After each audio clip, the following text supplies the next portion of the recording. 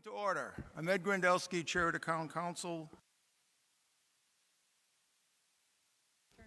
And I'm going to hand it over to the town clerk to get the proceedings started. Thank you. Town of Killingly Annual Town Meeting, Monday, May 4th, 2026, to be adjourned to machine vote.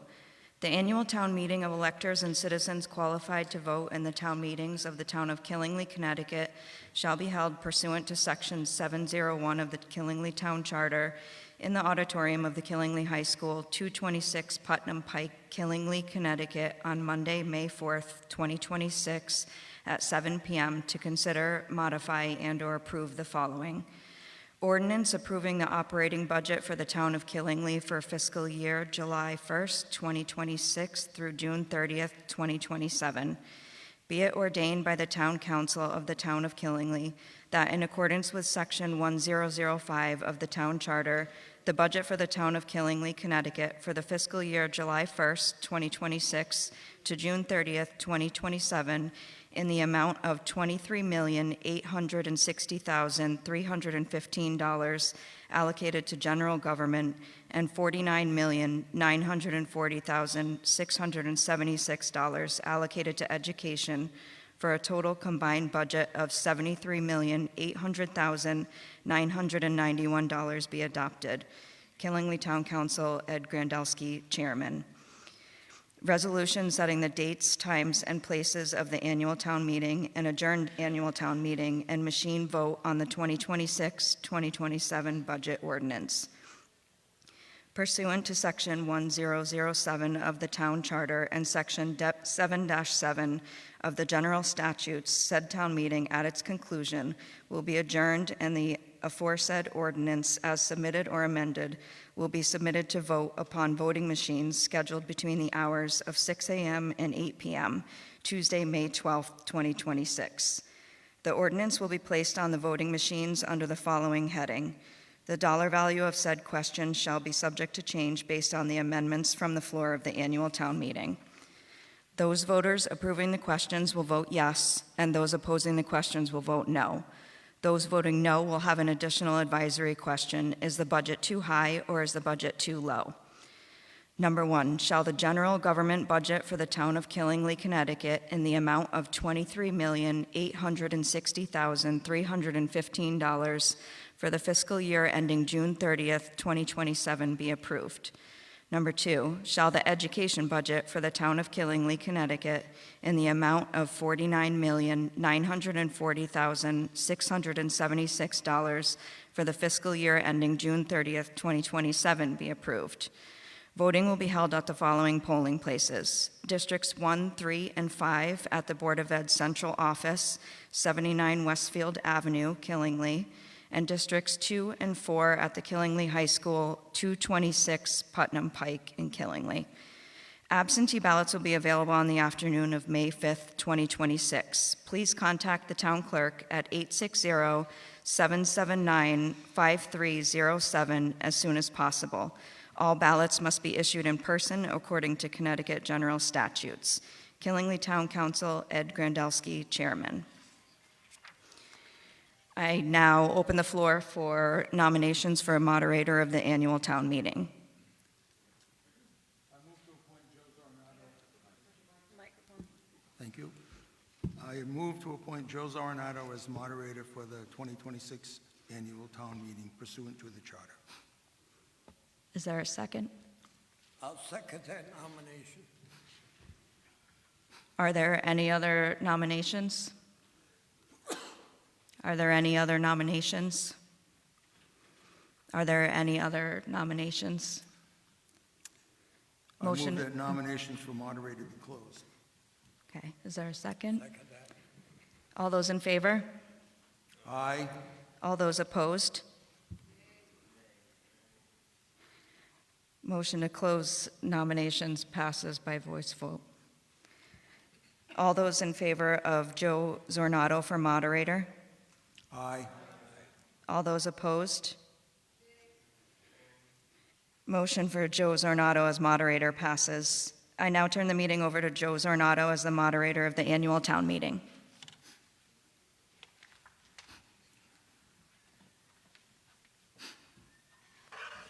Hello.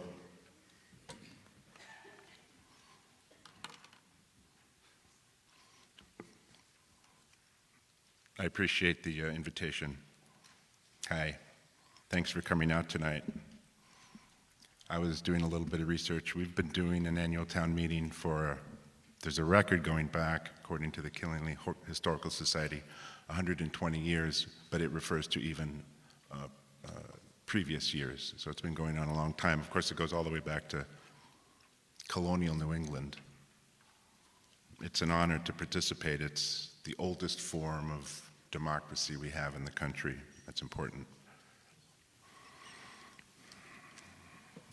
Here's what's happening tonight. The town manager will present the town budget, and then a motion to approve will be introduced. The floor will then be open for comments, questions, and amending motions. The superintendent will then present the school budget, and then a motion to approve will be introduced. The floor will then be open for comments, questions, and amending motions. Residents, that is, electors, will be allowed 3 minutes each to speak when the floor is opened. Non-residents or those who want to speak need to go and get an orange band. When that gets going, please remain seated unless you're getting up to speak at the microphone or you need to leave the room. Please be respectful and encourage dignity towards one another.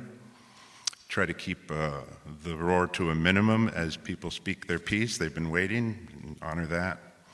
There's information out in the auditorium foyer there if you haven't grabbed it already at the tables.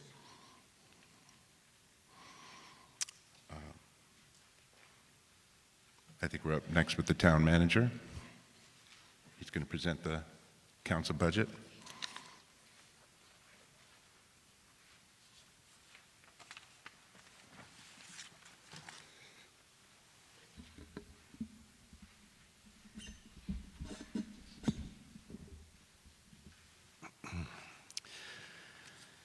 Good evening, everyone. I'm going to go through the slide presentation. It's going to sound like I'm reading it to you, because I am. If you attended the public hearing, I apologize for the repetitive content. Most of it is the same, except some of the amounts have been lowered. So at the public hearing a few weeks back, we presented a budget in the amount of $76 million with a $4.5 million increase that was going to result in a mill rate increase of approximately 2.52. After getting your feedback at the public hearing, the council met, reconvened, went through the Board of Education budget, the budget of general government, and the capital budget, and they proposed reductions, reducing the general government side to a 0.24 mil increase, and the Board of Education budget to a 0.74 mil increase. I recognize that some people here may have heard of some additional aid money that was approved by the House over the weekend. And I'm going to go through the slide as if we didn't get that, but at the end I will address the ramifications of the additional aid that was approved by the House and the governor. And the remainder of the presentation is really going to focus on the general government side of the budget. And when I'm done, after we've discussed that, the superintendent will come up and go over the details of the Board of Education side of the budget. So after the council reviewed the budget, after the public hearing, the reductions brought us down to $23,860,315,000. When you compare that to our current year budget, it's an approximately $230,000 increase, or 1% increase in spending. Some of the main drivers that are increasing the budget on the expense side is an increase in our pavement management program, a little over $400,000. That comes out to 0.22 mils. Costs related with our new community center, additional janitorial service, funding half year for an additional maintenance position, benefits related to those, 0.036 mils.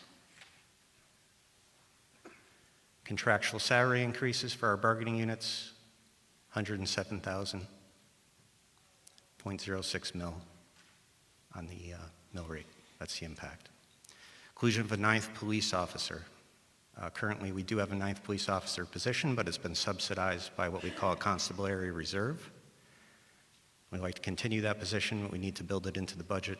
So the proposal is to fund 6 months of that position through the budget going into the next year and have 6 months of offset, and then the following fiscal year, fund it fully through the budget. 0.032 mils.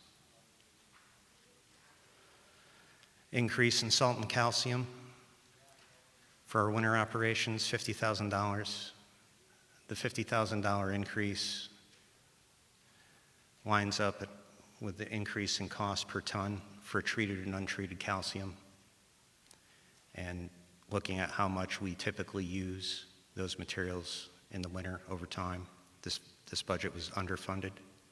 We did have a store maintenance reserve that we can go to as a backup, and we've used that quite heavily, and we need to get away from using it so that we have it when we really need it for emergencies. So we're building some of that cost into the budget, not as much as we originally asked for, but 50,000, 0.027 mils.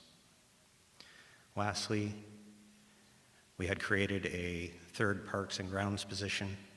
It was funded when it was created from special tax revenue we get from the state, known as the NIPS fund, the bottles that you see discarded on the side of the road. When people buy those, a certain amount of that purchase comes back to the town because of the impact on the environment.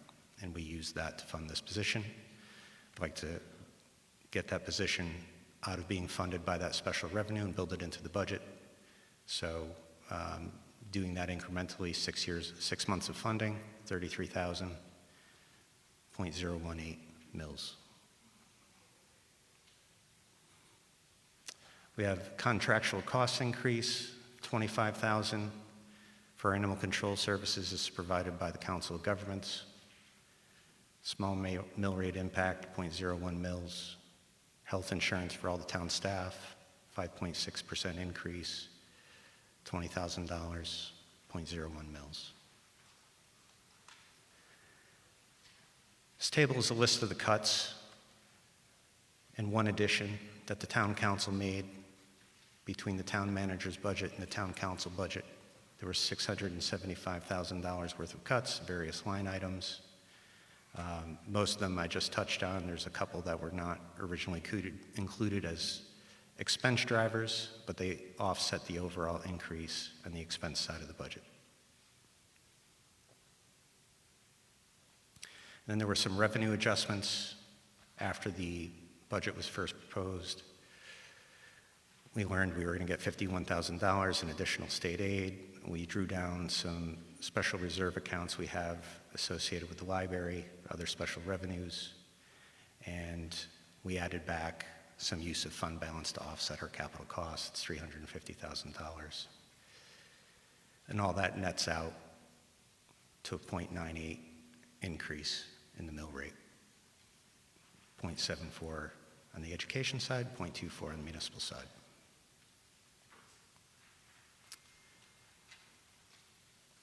Just going over again, summarizing the cuts, the town council cut $675,000 from the town manager's budget.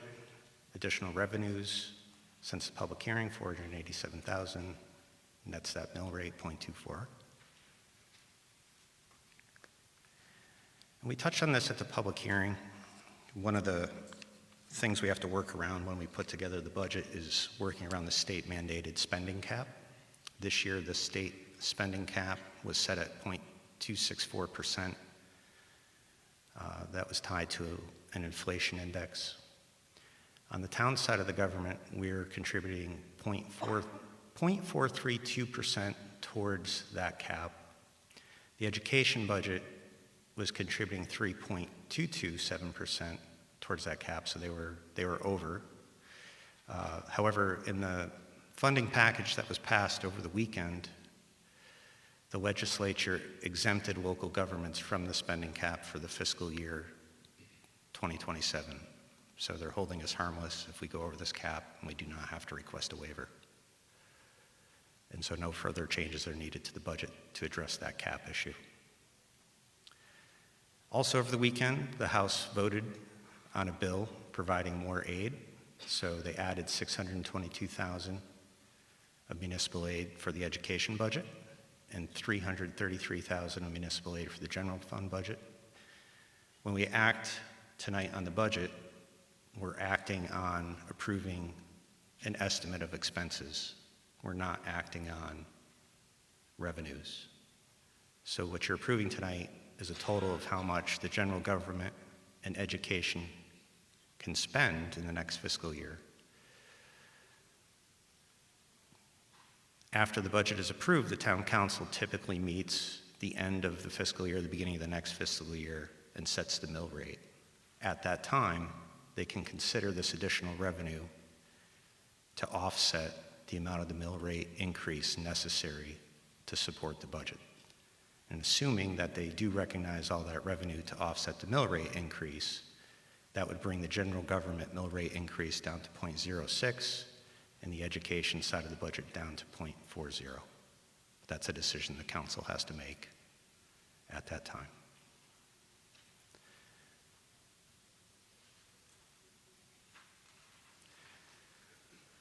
This chart just goes through the various proportionality of the mill rate impacts and shows you how we got to 0.98% mills. You can go to the next slide. It's in your handouts.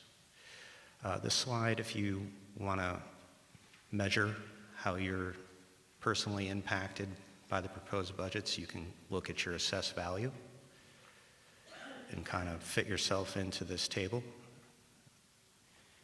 There's some statistics there on what a median residential assessment is, what the average is, what the most frequently occurring assessment is, just to give you some context of how this would affect most people.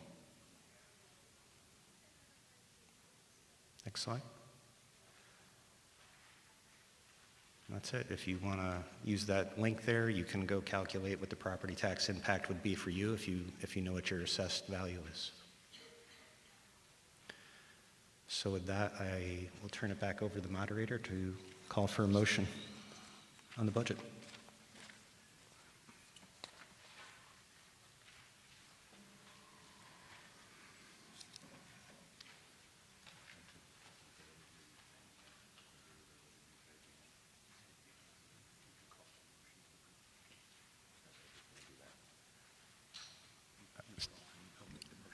Can I get a motion to approve the budget?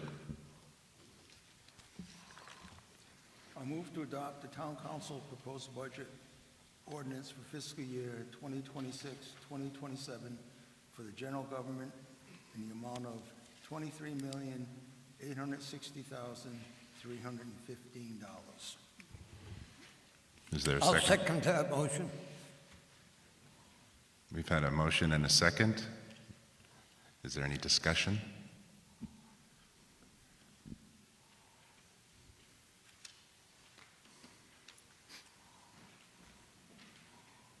Evening. I'm Nancy Grindelsky. I live at 877 Upper Maple Street. I'd like to make a motion to add a line item to the town general government and capital budget for the construction of an access road at the Killingly High School, the Putnam Pike facility, in the amount of $750,000 from the town fund balance. This access road is critical for the first responders, as the ambulance and fire department, to effectively reach the football field, concession stand area, and the other lower athletic fields, should emergency services be required. Delaying construction of this access road could severely restrict and/or prohibit use of these areas due to safety concerns. More specifically, no football games. Please consider this motion seriously. Thank you. Thank you. Is there a second on this motion? Second, Ian McDonald. Any discussion on appropriating $750,000 to pay for the construction of an access road from the town fund balance? Yeah, Ian McDonald, 548 Valley Road. I've found this whole access road situation kind of frustrating and a little annoying, and it's taken me a while to get my head around it. I think, I think the Board of Ed was kind of previously, and they can certainly correct me if I'm wrong, this was put to them that this needed to be done in 2 years, or else there wouldn't be access to this. And I think they went ahead and tried to, did their best to come up with a solution. But from what I could see, we really have gotten hammered with special ed funding this year, which maybe has made that less possible to use the non-lapsing account for this. So what this would do would probably allow us to get a road in there for the lowest possible cost and allow us, to get some of these games played. And I will say, when you see Killingly in the paper, probably 7 out of 10 times, it's Killingly, Killingly High School football. And, we have one of the best programs in the state for schools our size. The kids have, it's been an incredible program for a long time. It's not just the football, there's the other sports down there too. This should have been done when the school was built. I don't want to do it right now. I wish we could punt and not do it. But the fire marshal has said we have basically a very limited time to get this in. And while I don't want to really be adding anything to this budget, that is why I'm seconding this motion so we can, have these, go ahead with these football games. And I think it's important to the town. It brings a lot of people from the community to our school, and it keeps our community engaged. And a lot of kids, we're looking for people from other towns, so we have revenue coming to our town. This is one of the primary draws we have to our school. If a kid is serious about football, they're likely going to come to Killingly, and that's going to be more tax revenue. So there is some benefit there as well on the revenue side. So thank you. Thank you. Any more comments, discussion? Right here. Thank you. Michelle Sorry. Murphy, 325 Breakneck Hill Road. I just have a question. Is this going to hit the mill rate, or is it coming from capital? And if it does hit the mill rate, what's that going to be? I did not hear the question very well. Did somebody else hear that a little better? Brian? Brian Palaia, Town Manager. I believe the motion to amend specified the funding sources coming from fund balance. Can you clarify that? Yes. So the proposal was for the amendment to be funded by fund balance, so it would not have a mill rate impact. Oh, that's Thank you. Hi. Hi, Cheryl Albee, 22 Henry Road. This school has been here how long?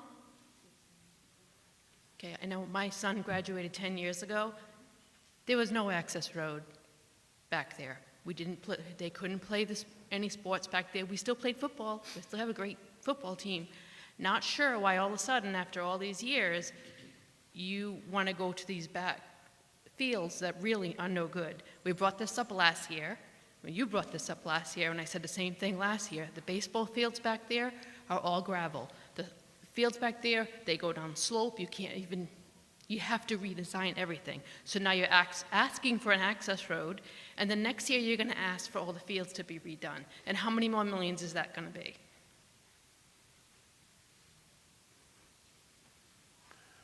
Oh, and by the way, I'm also known as the Peanut Gallery.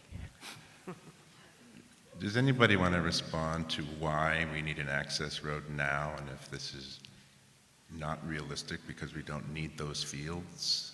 Could I just ask, we couldn't quite hear what Brian said, and then you move on. So that won't hit the mill rate? Is that what you said, Brian? That's correct. The way the motion was worded, it would not hit the mill rate. It would be funded by fund balance.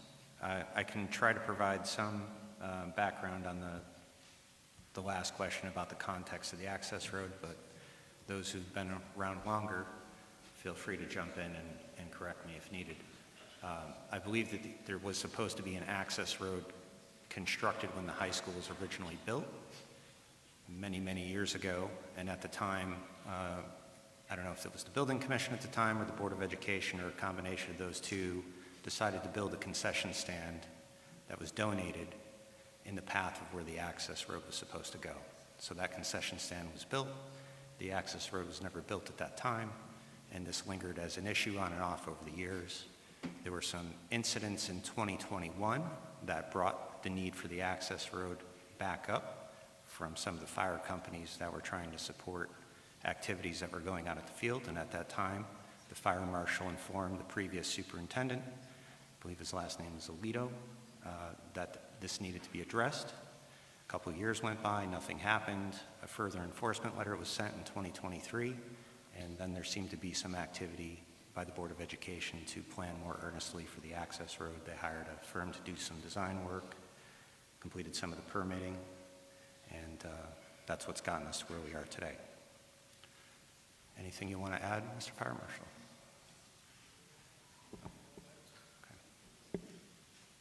Thank you. Yes, please. Hi, John Sarantopoulos. I live on 37 Tunxetti Road.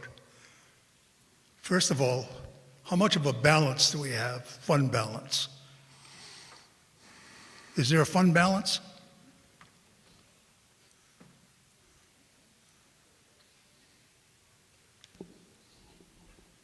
Jen Hawkins, Finance Director.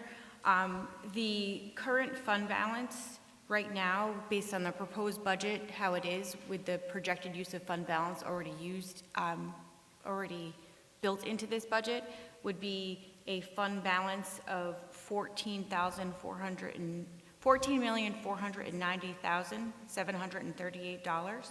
That would be approximately 19.6% of existing operating expenditures. The town's fund balance policy is to maintain a fund balance between 16 and 25%.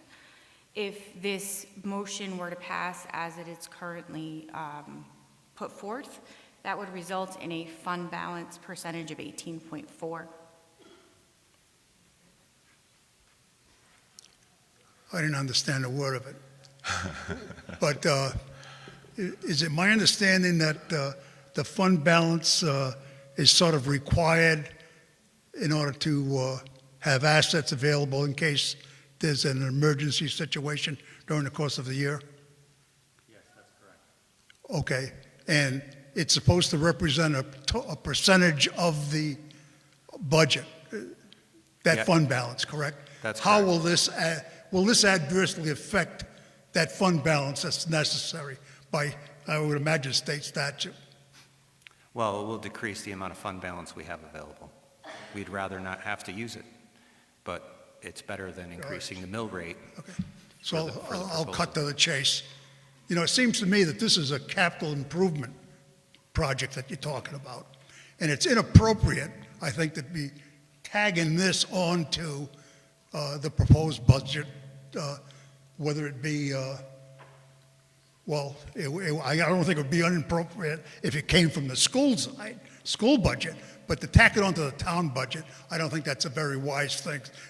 There's a capital budget procedure that's set up, you know, over a course of many years, and this would be a deviation from that. And I wouldn't get too excited about that access road. I was directly involved in the building of this structure. I know very well about the access road coming in here, the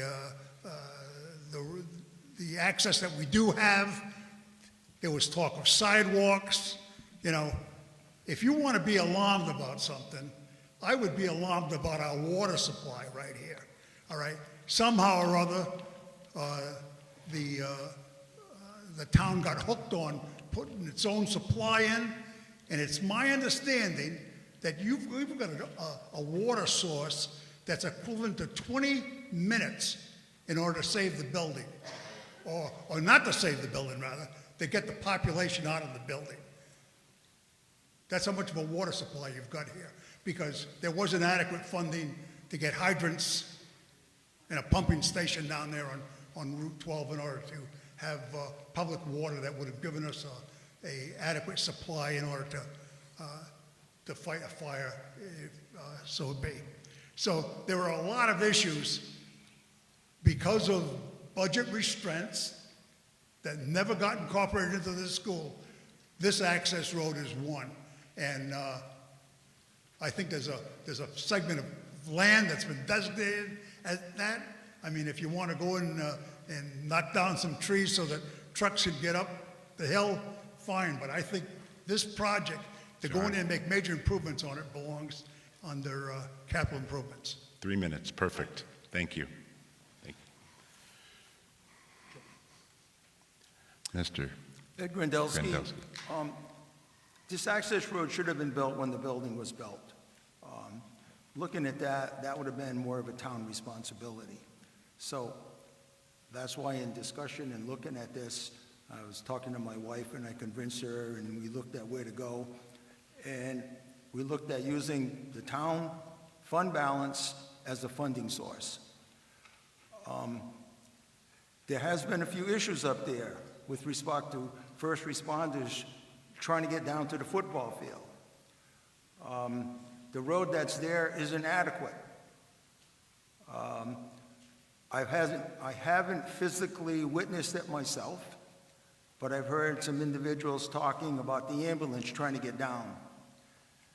And our own people were in the way and would not get out of the way of the ambulance trying to get down to the concession stand area of the football field. We're our own worst enemy. So in this case, if we make it as an access road, we can get our first responders down to the field where they need to get to. If someone is hurt on the football field, they can get down there to them without being impaired by ourselves. It's been discussed that the Board of Education was going to use non-lapsing funds. But then special education started rising. And in my view, special education is more of a primary need to use the non-lapsing funds than trying to use the money for an access road. Should that access road have been built with the non-lapsing funds, and then we have a need for special education, it would take time for that to happen. It would take, especially if we had to go through a supplemental appropriation. Now, doing this during the budget process is the best of both worlds. So if we use this money from the access road and take it from the from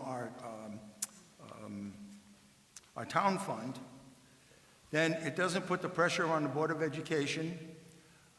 It leaves the responsibility to support special education with them, whatever need they might have. Maybe they might not need it, but if they spent the money on the access road and then the special ed went out, I don't know how, it would take too much time. By the time we'd have to go to a town meeting and various, we'd have to notice all of that.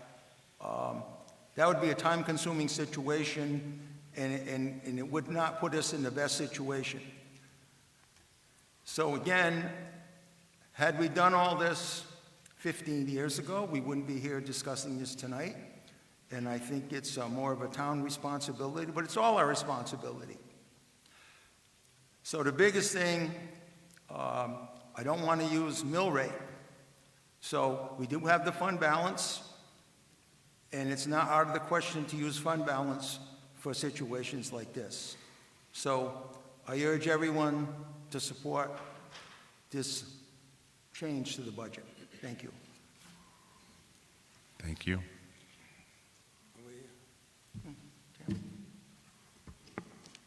Thank you. Tammy Wakefield, 130 North Street. I'm not in favor of taking $750 out of our fund balance. I mean, it's knocking, I mean, yes, we'd still be within the 16.5 that the state says we need to have, but taking that kind of money out, basically draining our savings for something that the Board of Ed had responsibility for 16 years and didn't do anything with. I mean, I've been through their line-by-line budget item. They had this year budgeted $270,000 for building repairs, and they slashed it down to $123,000. They have regularly done that year after year and kicked the can down the road to where we're here. It's nobody's responsibility but theirs. Once they took possession of this school, that's their responsibility by law to maintain all their buildings and keep them in repair. And if you look at KISS and if you look at what the condition that Westfield Ave is in, they haven't been doing their job. And so, no, I'm not in favor of taking $750 out of the town's savings to help bail out the school. Thank you. Yes. Robin Lofquist, 25 La Fantasy Road. I'm not overly concerned what bucket the money comes from. It comes from us. And if the access road is truly needed, which I would trust our fire marshal to have his priorities in the right place, then we're paying one way or the other. So whatever makes the most sense in terms of efficiency and fairness, you could split it between the town council budget and the education budget. You could, flip a coin. It's the taxpayers who are going to pay for it if it's needed. Thank you. Mr. McDonald. Yeah, just my sense of things on this is that, and I'm not taking issue necessarily with who did what, previously and whether this should have been dealt with, probably should have been dealt with, and probably by the Board of Ed, I don't know. But what it seems to me is that the non-lapsing account on the Board of Ed side is a much smaller pool of money and so we're much more vulnerable to, it seems to me that potentially affecting taxpayers, whereas this fund balance, we're going to remain within that, well within that safe limit, it seems, adding this. It's coming from fund balance, it's not affecting the mill rate. So again, I rather we were not here and that this issue would just go away, but it's not going away, and if we want to, not have a stop to these athletic activities there, I think this is the way that we're going to affect the taxpayers the least, so I certainly support it. Thank you. Thank you. Yes, please. Ulatique Barclay, 26 Dark Lantern Hill Road. I also agree that the money should not come from the town side, from our budget. We slashed many budgetary items so that we're not taking from our savings, and we were supposed to decrease what we're using from the fund balance to increase the balance amount. Once the Board of Education budget is presented, I have a lot of spending that is unnecessary, and that shows that they do not have a lean budget, and it is the school's responsibility because they are spending money on a lot of unnecessary things that could have gone to fix the road or put the access road in. Thank you. Thank you. Thank you. Michelle Murphy, Breakneck Hill Road. I had a couple ideas listening to this. Is there any way to designate, there's 622,000 on one side and 300 and something thousand on the other, from that new money that's coming from Hartford? Any way to designate that money to this road? And then the second thought I had was the sewer plant at some point is going to be going out for bond, and a lot of times you can bond for more than one project at the same time. So those are my thoughts. Thank you.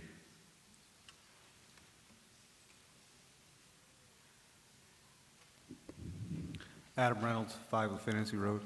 More of a question to town manager. When we add money to our fund balance, is that usually generally because we anticipate our budget based on about 96% of people paying our property taxes, and we actually get about 98, so there's tends to be the overflow goes into our fund balance? Is that true?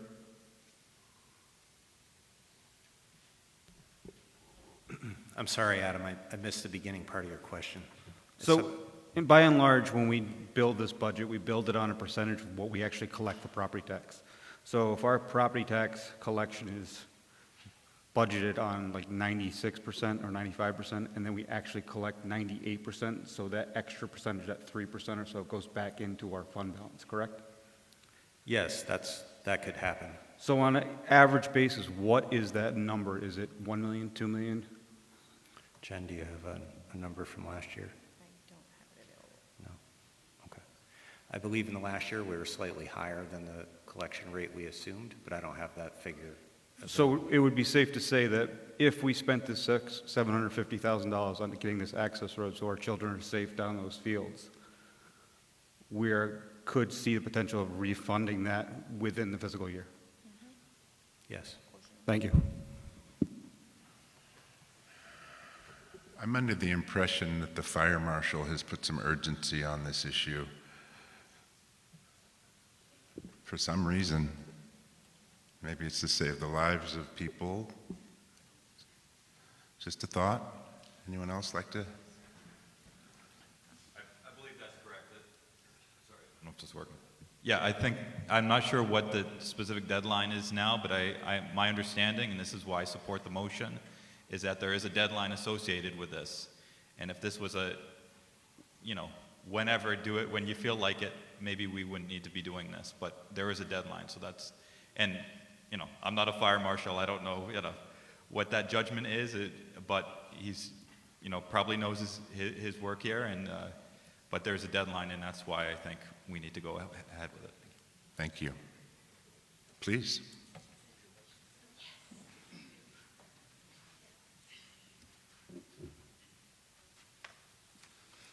Good evening, Randy Burchard, 15 Tillinghast Road. I'm currently the fire marshal for the town. Well, you don't need to do that. Basically, this stemmed from an incident that we had with the Auditorium Fire District to start this off. We almost rolled 2 fire apparatus down in the lower field, fighting a fire down below. The fire chief expressed concern that the road was not adequate at the time. Even though it is a paved road, it doesn't meet the code width requirement and the grade requirement. I sent a letter to Mr. Angeli, the superintendent at that time, back in 2021. He asked for time to prepare and educate the Board of Education. Unfortunately, he left. A couple years went by. I spoke with the OEM director, Mr. Mike Vassar. He expressed concern about, moving along the project, said he was working on it. After so long, the anniversary came up from the initial date. I sent a cease and desist letter. The reasons I sent the cease and desist letter was the average football games crowd expectancy has increased due to the fame and glory of the Board of Education and their football team.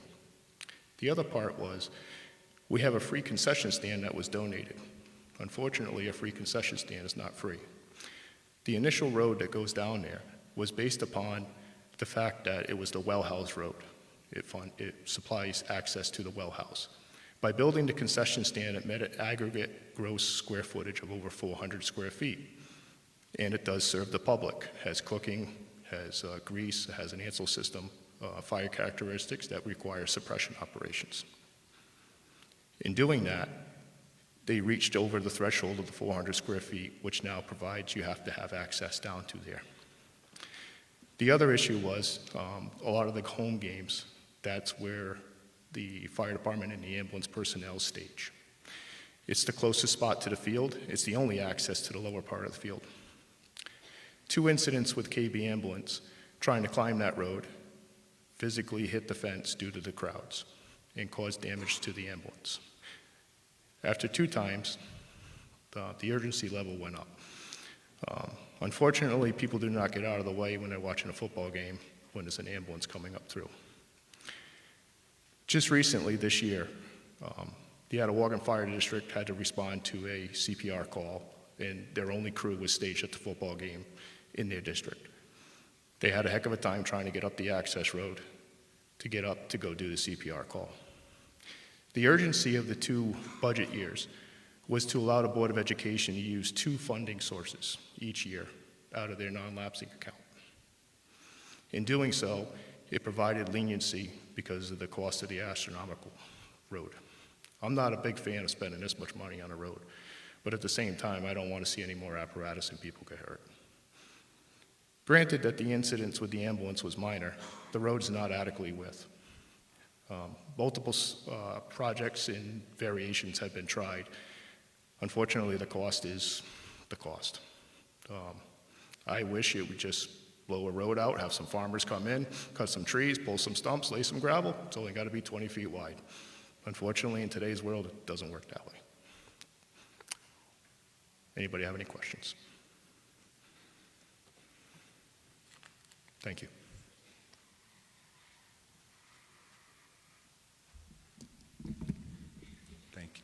Thank you. Would anyone else like to make a comment?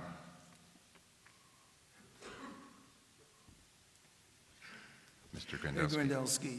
In addition to getting access to the concession stand and the football field, this access road will help to make more utilization of the lower fields. Because the lower fields aren't used or aren't accessible on a regular basis, the fields at Owen Bell are being used for high school sports. And in that respect, the Owen Bell fields are more of a recreational, built for recreational purposes. And in some instances, we need more maintenance on that fields to keep it up to snuff for what the high school competition requires.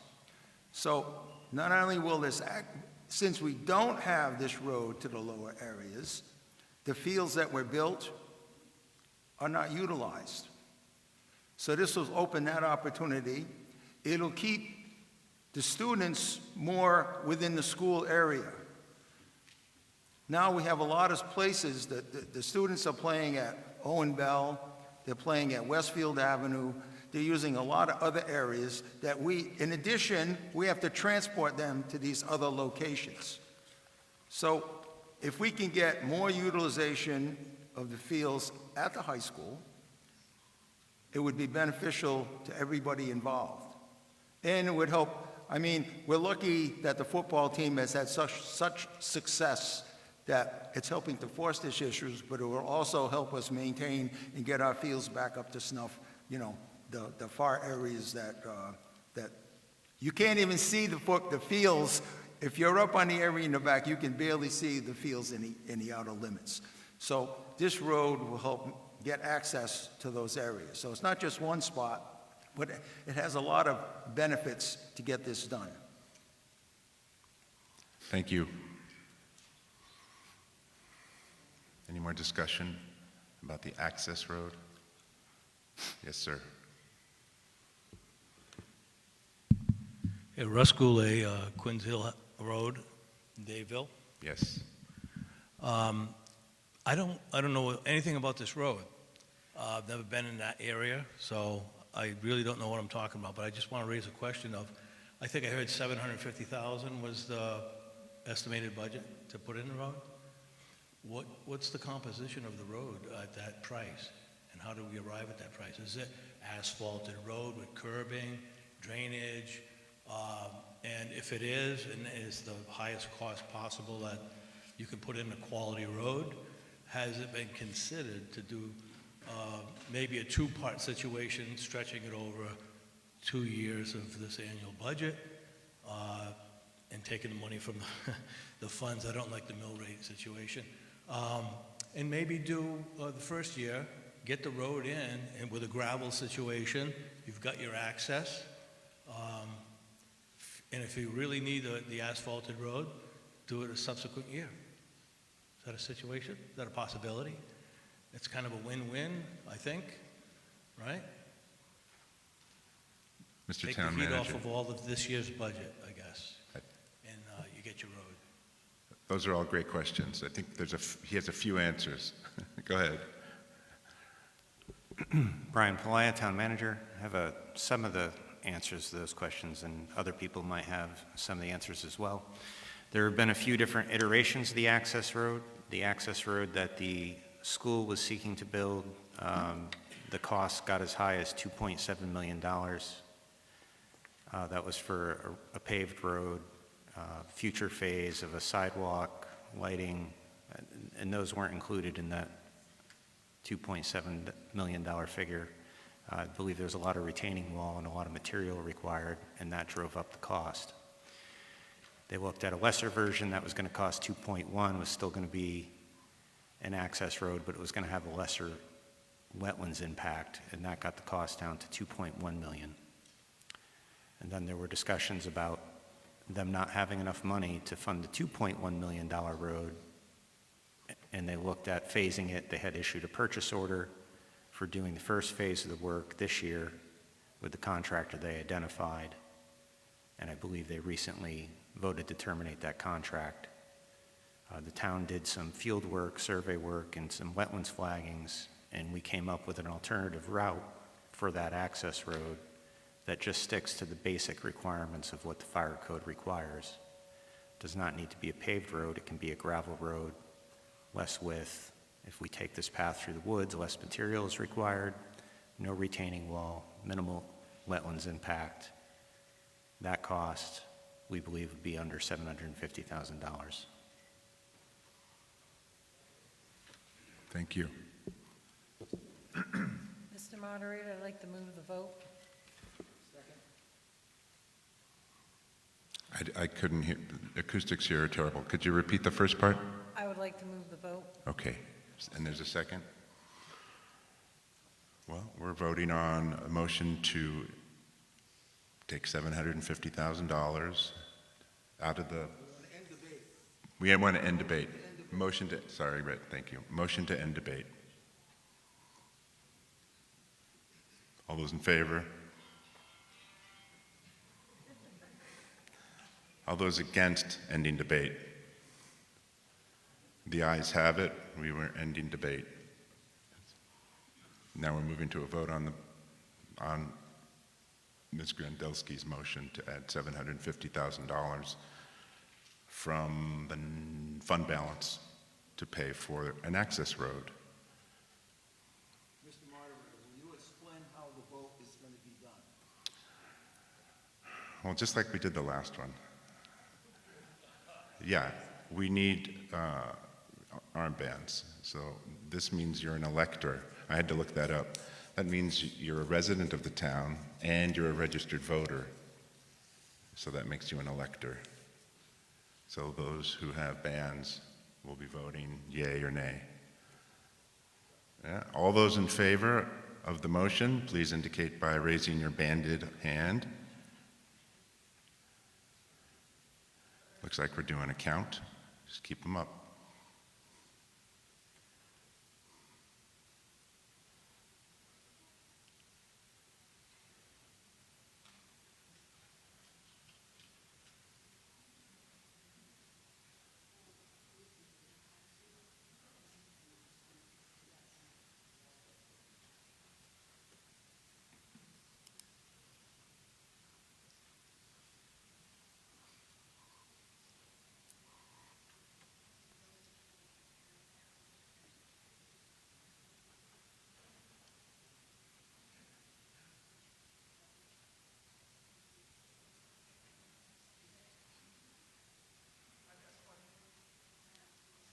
$20? $30?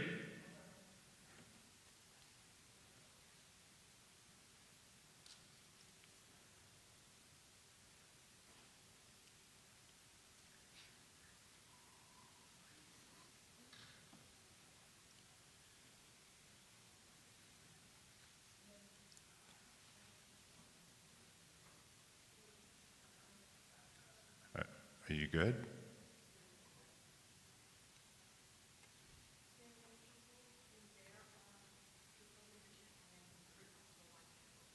Three more? So 53? 53 in favor? Those opposed?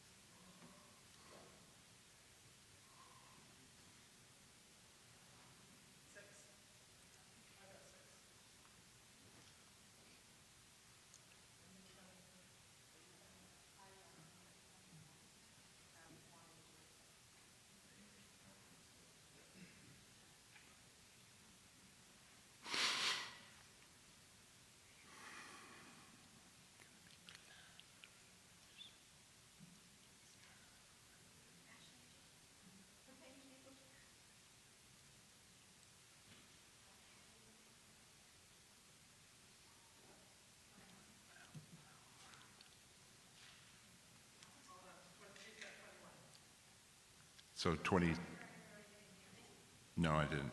That's 27. So 53 in favor, 27 against. We don't need abstentions, right? It looks like the motion has passed.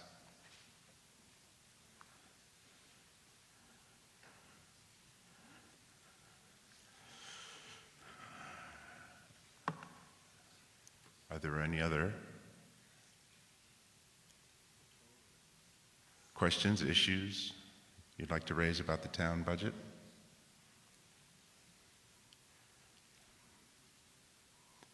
Yes. Robin Lofquist, 25 La Fantasy Road. I have a question. There were a couple of positions that had been funded by, one was by NIPS and one was the 9th police officer, and it wasn't, I didn't catch how that was funded previously, but the proposed budget takes those salaries and benefits and folds them into the town council budget.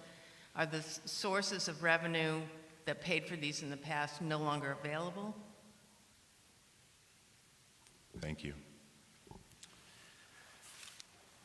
So the two positions that were previously and currently being subsidized by special revenue sources, one was the Parks and Rec position that was funded by the NIPS reserve, and the other was the constable position that was funded by our constabulary reserve. The constabulary position was created as the 9th officer, and the town council had previously created that position off budget. And at the time, because they were working on it off budget, they needed to find another funding source to do that, so they initially funded the position from the constabulary reserve. We'd like to continue to have that position, and although there is some money in the constabulary reserve, there's not enough to sustain paying for that position out of that funding source year after year. So we're transitioning the funding source by half year, essentially. Half year constabulary reserve, half year building it into the budget, and then continuing the position. Likely you will see in the following year's budget 100% funding in the mill rate. The NIPS reserve for the Parks and Ground position is not as well funded, and that one I would say it's more urgent that if we want to continue that position, that we find a sustainable funding source, because the NIPS tax just doesn't generate that much revenue to keep that going. Thank you. Do we need a motion to close discussion on the budget?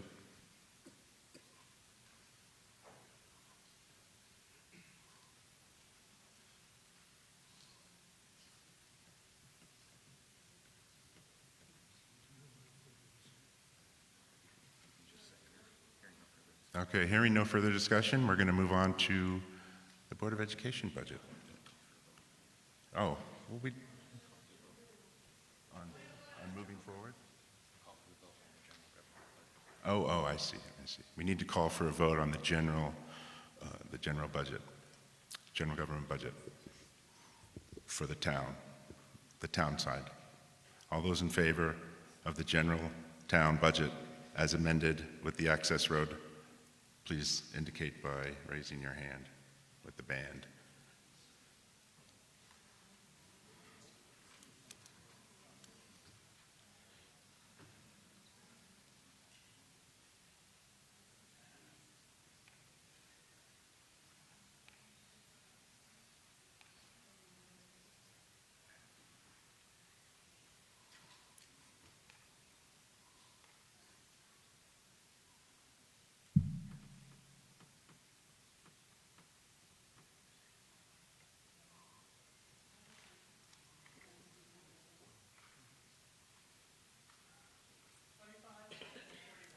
$25 and $41.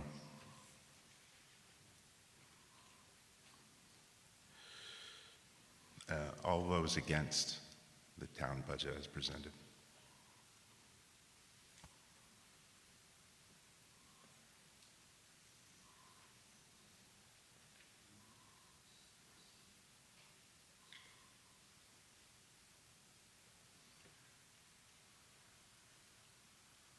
Four. And 4 plus how many others? 9. 4 plus 9. It's 13 back in grade school, 13. Looks like the town budget has passed. 66 in favor, 13. Yes, sir.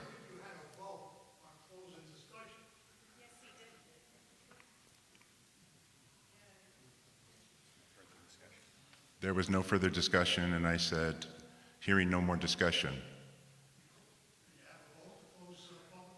Well, good point. I did confer with my colleagues, and they encouraged me to go forward. Okay. 66 in favor, 13 against, it passes. Okay, now we're going to move on to the superintendent and the Board of Education presentation.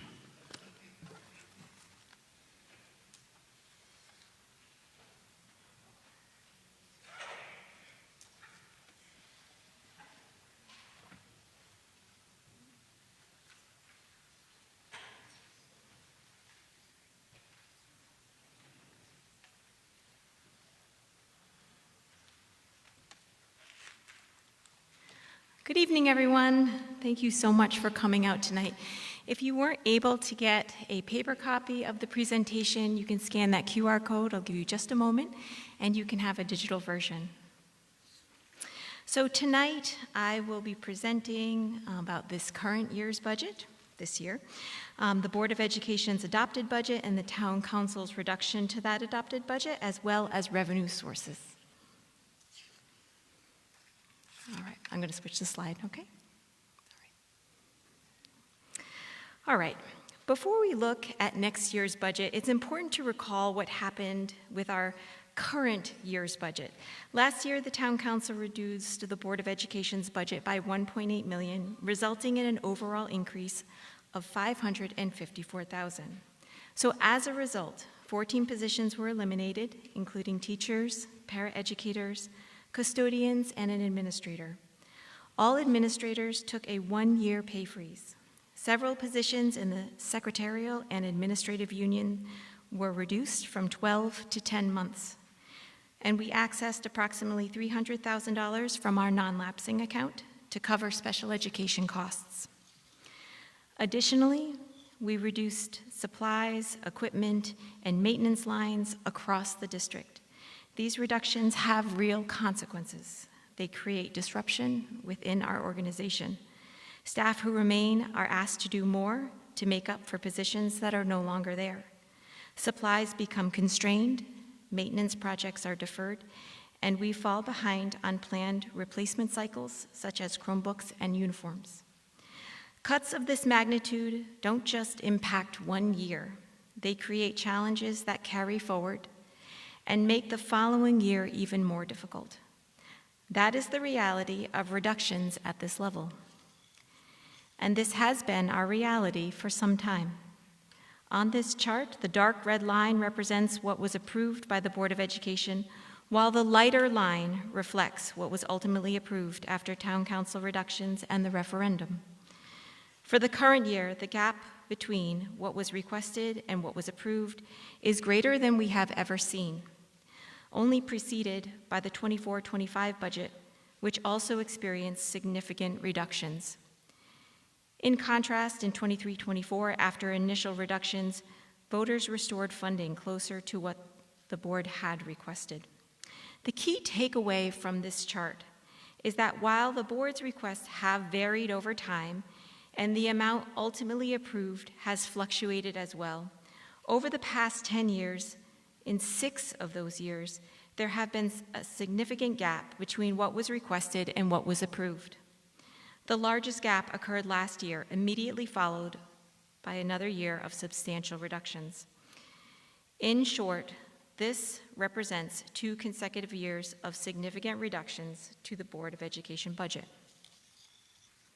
Or we can look at it another way. What increases has the Board of Education received after the referendum?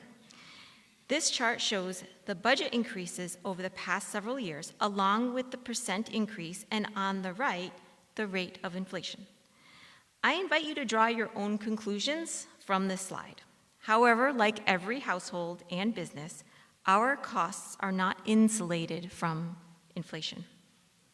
At the same time, we know what our community expects from our schools: high achievement across academics, athletics, the arts, students who thrive and graduate ready for college and careers, and school communities where students, staff, and families feel connected and safe. Our schools are the heartbeat of our community, so let's take a moment to take the pulse.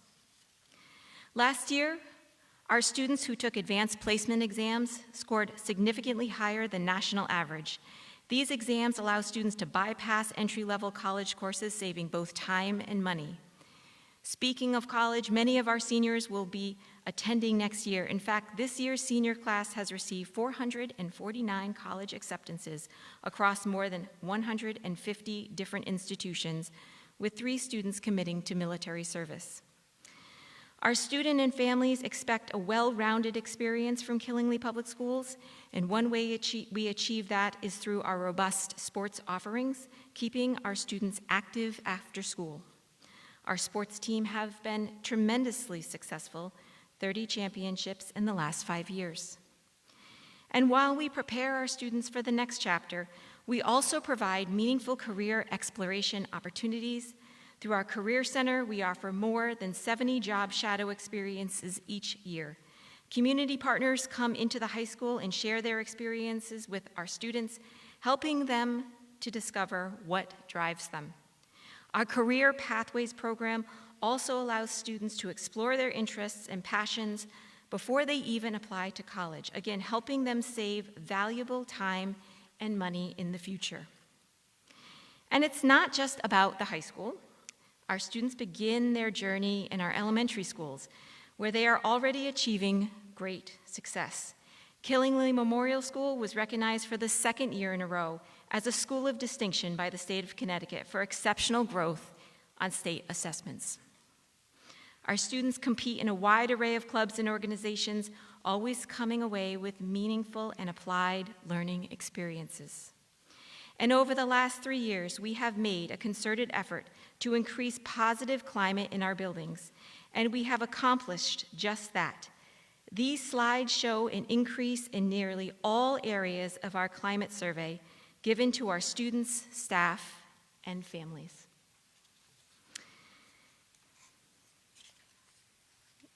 So what does this mean in terms of budget perspective? When we look at our per pupil spending and compare it to our accountability scores, and all that means is that universal rating system that all Connecticut schools use, across K-12 districts in Windham County, we get a sense of return on investment.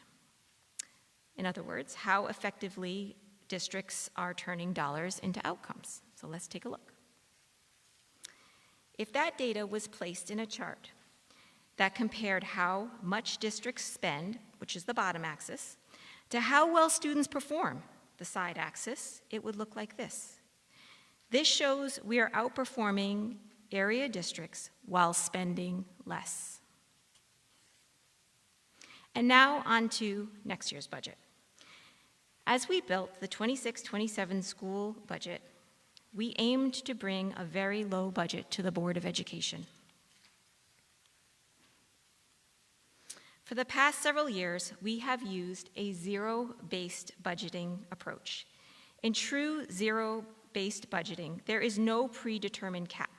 You build the budget from the ground up, based on actual needs, and every expense must be justified. There is no assumptions carried over from prior years. Every item must be justified. In some cases, the need may be greater. In others, it may be less. For example, if $10,000 was spent on a particular item this year, we did not assume that the same needs to be spent for next year. During budget development, I often request historical data on specific items so we can use information to make logical and responsible decisions. This year, however, we incorporated a modified approach that included a hard cap. For each line, the cap was set at the amount spent in 24-25. We also closely examined any line that was not fully expended in the prior year to better understand why. In some cases, this led us to reconsider how much funding was truly needed.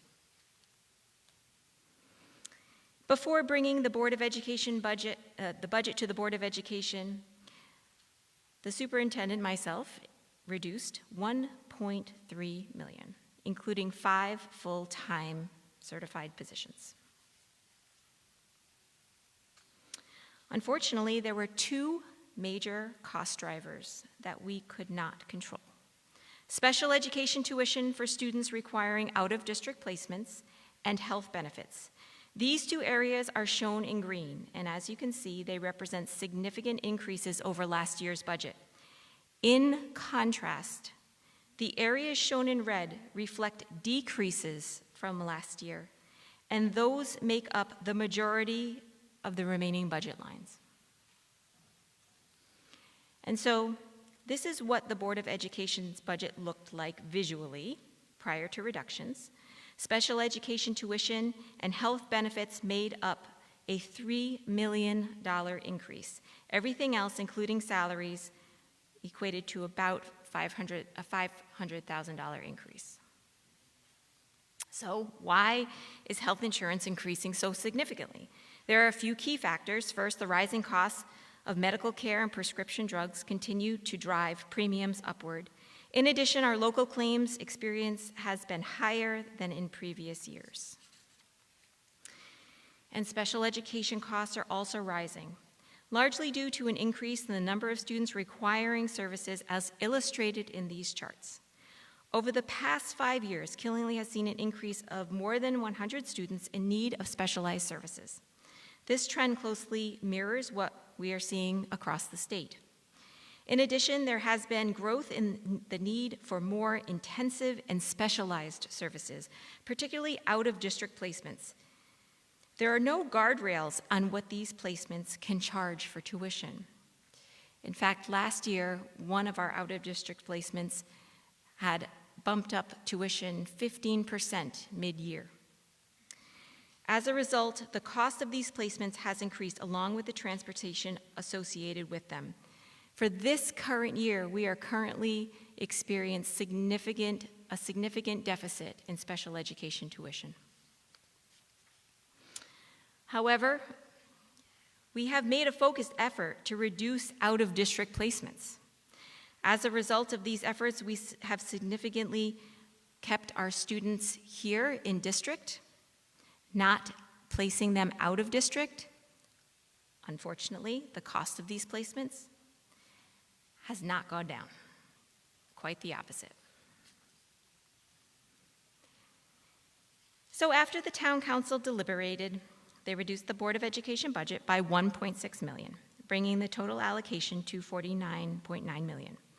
This represents approximately a 4.18 increase over last year, or about $2 million. The increase is largely driven by benefits. 1.1 million of the 2 million is benefits, with a smaller increase in special education and $84,000 increase in every other budget line, including salaries. So, in other words, benefits and approximately $800,000 in special education tuition account for nearly the entire 4% increase. So how did we arrive at the $1.6 million in reduction? We reduced approximately $450,000 in areas noted in the right-hand side of the slide, and we'll utilize our non-lapsing fund to cover a little over $1 million in special education tuition. Together, these actions allow us to meet the town council's reduction of $1.6 million. Revenue. All of our projected revenue streams are shown on this slide.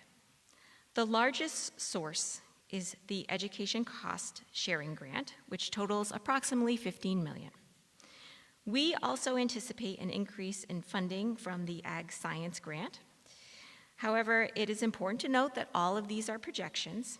Overall, we are projecting approximately $860 more in revenue than last year. The more revenue we bring in, the more we offset what is impacting the amount that needs to be raised by local tax dollars. So here is the breakdown. If our budget was $49 million, $18 million or 37% of that would be offset by our revenue, leaving $31 million or 62% as the part that would be supported by local tax dollars. And as the town manager had mentioned in his presentation, just recently we've learned that there is some a municipality support coming from the state level. It appears as though it'll be about $950,000 altogether that will go to the town. And as he mentioned before, most likely, depending on how the town council decides, it could certainly decrease the Board of Education's impact on mill rate from 0.74 to 0.4. So, lastly, we are doing our part. We understand that our budget is significant. Over the last 2 years, we have taken several strategic steps to strengthen our position and offset costs. First, we secured partnerships with the Woodstock and Sterling Boards of Education, allowing their students to attend Killingly High School. Through focused marketing and recruitment efforts, we have also expanded our Ag Science program. Our incoming 9th grade class for our Ag Science program next year is at full capacity, and there is a wait list. In addition, we have increased the number of students from sending towns from an anticipated 61 students in 25-26 to 77 this year, and now are projected 87 students for 26-27. All of this translates into additional revenue to help offset our budget and reduce the burden on taxpayers, approximately $503,000. And what else have we done? We've launched our own in-district special education program, the Killingly Therapeutic Academy, reducing reliance on out-of-district placements. Through this program, we were able to bring back 8 students who had previously been out-of-district placed, 6 additional students who would have required out-of-district placement, and we were able to enroll students for some tuition from other towns as well. You can see the savings there, about $2.7 million, and revenue, about $207,000, which pays for staff within that program. Non-lapsing, we talked a little bit about that earlier with the access road. This is an account where the Board of Education can deposit money should they have remaining funds from a particular fiscal year. This is the status of our non-lapsing currently, with a balance of about 2.6 now that we are not using those funds for the access road. We are able to use those funds to bring down our special education tuition line, which is how we were able to get to the 1.6 reduction. And with that, I thank you.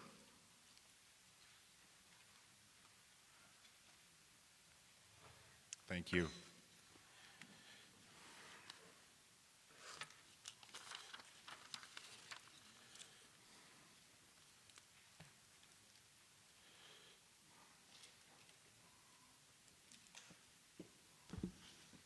Do we need a motion to pass the budget? Yeah. We need a motion to pass the Board of Education budget. Mr. Moderator, I move to adopt the Town Council proposed budget ordinance for fiscal year 2026-2027 for education in the amount of, oh boy, where's my glasses? No, I lost them. Can't see. $49,940,676. I'll second that. We have a motion and a second. Any discussion on the Board of Education budget?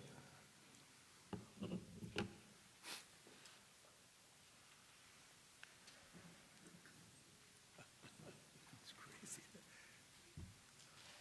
It was a tie. So I have a question and then maybe a motion. So on the spending cap page where $622,976 is going to municipal aid for education and $330,000 903 in municipal aid for general government. When you say town council can recognize these revenue changes to lower the proposed mill rate when it's finalized, we can only lower the 330,000, right? We can't use education money to lower the mill rate because that's going to go to them. Well, the town council sets the mill rate. Overall, we set one mill rate, and so we can recognize the revenues that go to both parties to factor in how much we need from taxation and other sources. So the town council can consider both of those revenue sources when they set the mill rate. So even though that's designated for education, you don't have to give it to education, that's what you're telling me? Correct. Okay. Thank you. Mr. McDonald. Yeah, Ian McDonald, 548 Valley Road. I'll just say I think the superintendent board of ed has been very conscientious in going over this, and I think it's, we're getting hammered with the benefits and some of the special ed funding, and they seem to be doing some proactive work to bring those costs down.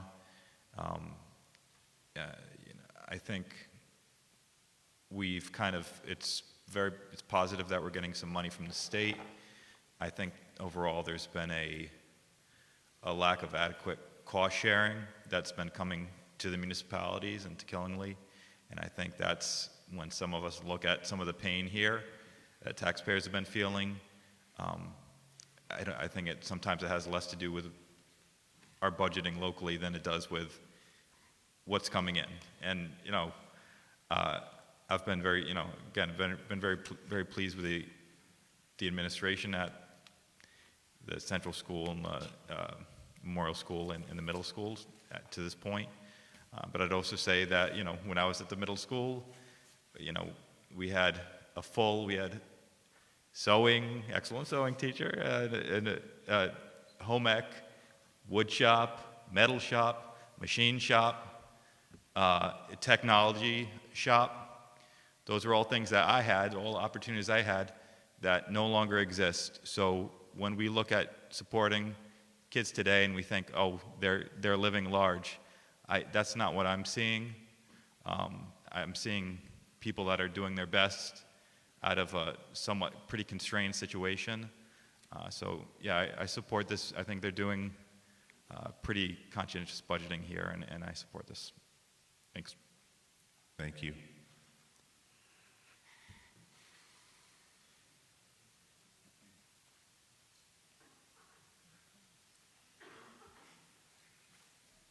Hi, Patty George, 156 Country Club Road. So I tend to go on and on, as some of you know. First of all, I want to thank 3 minutes. you too. I'll wave at you. So I want to thank everyone up there for sitting there and doing this job, because I used to do that, and I know it's a thankless position, and this is probably one of the hardest things you guys have to do every year. So I wrote a statement. I'm going to read it. I want to be clear. This is not an argument against students, teachers, or needed services. This is an argument for priorities, transparency, and fiscal priority. Responsibility, really. After reviewing the budget documents, staffing sheets, and district comparisons, my concern is that Killingly has become way too top-heavy, and the budget proposal is too difficult for the average taxpayer to understand or follow along with. The question being, is that intentional, a communication issue, or poor execution? Administrative costs appear much higher when compared to surrounding districts and other alliance districts, specifically with similar enrollment. This is not just about how many administrators there are, it's about how expensive they are. We stand out for the cost of administration, and that deserves further scrutiny. Let's be honest, enrollment has declined, but the administrative structure has not meaningfully been reduced with that decline. In several places, teaching positions have been eliminated while administration has remained largely intact. This is not the direction taxpayers would expect to see when student numbers are falling and academics are failing. If we are being asked to approve higher spending, the academic results should justify that investment. The latest state performance report last year shows Killingly at 62.7 in reading and 54.2 in math. On Connecticut's performance index, that's still below the state target of 75. Reading improved from the prior year, but math remains weaker and actually slipped. That means taxpayers are being asked to fund a costly administrative structure while core academic performance is still below the target. The district is asking we the people to trust that this ridiculous increase cost is necessary, but the budget is not transparent enough to justify this, and we don't have a clear picture of all of these expenses. Taxpayers should not have to piece together line items, staffing sheets, funding source shifts, and website directories to find out who's being paid what and where every dollar is going. Now, some costs appear to be moved to other buckets rather than removed. Positions shift from grants, Medicaid, or temporary funds into the local budget. Contracted services disappear from one line and seem to reappear somewhere else. That may be allowed, but it's not transparent, and it makes it far too easy to claim something has no cost when the cost has simply been reassigned. I'm sorry. That's 3. Cheryl, you want to take over? Thank you.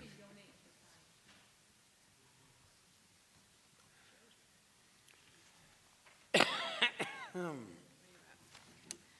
am right there and point out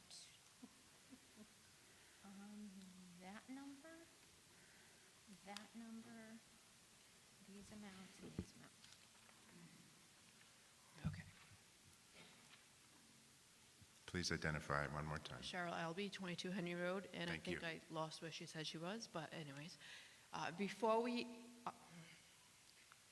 we are asked to approve this budget, the district should publicly provide a title-by-title staffing list, a current versus proposed FTE report, a breakdown of administrative salaries and benefits, and a clear explanation of which costs are direct student services and which are overhead. Students and their frontline staff support should have come before bureaucracy, and transparency should come before, oh my God, Patty, you have the nerve to ask for such an exorbitant amount of money.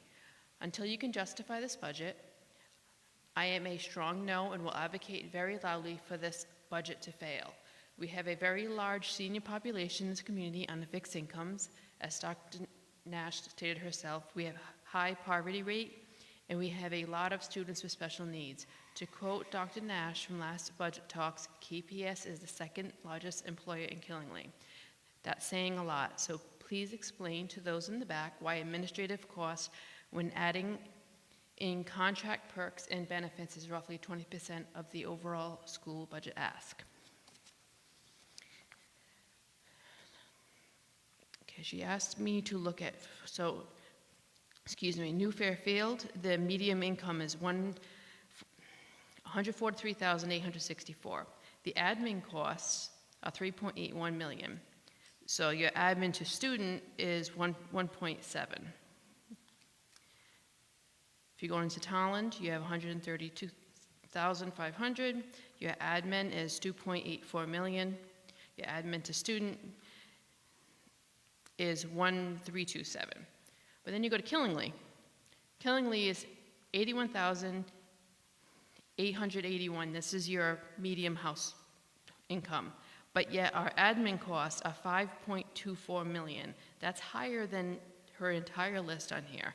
So that the admin to the student is $2,100, and the admin FTE per 1,000 is 8.4. So it kind of doesn't make sense where, you have your higher income areas and their admin levels are lower than what ours are. That means we're very, very top heavy. Thank you. Thank you. Thank you for that. I have one more question. Oh, sorry. So, if I remember correctly from last year, you had CHR coming in. CHR is being paid by insurance. Why do we have, and I don't have it with me, listed for a administrator for mental health when we have a company that's taking care of that? That's right at 3 minutes. Thank you. Good question. Does anybody want to respond? Sure, thank you. CHR is a third-party mental health or behavioral health company that basically is in our buildings, but does not have anything to do with our school. So it's no different than if you were to take your student after school for an appointment at CHR in Killingly or in Willimantic. So it's not a school mental health, it's a behavioral health for students. It's not a guidance, it's not a school social worker, it's not a school counselor. Those are two very different kinds of support for students. And you are right, CHR is not funded by taxpayers. Part of CHR is paid for through a grant, and the other part, you're right, is paid for by insurance. But two very different types of support. Please.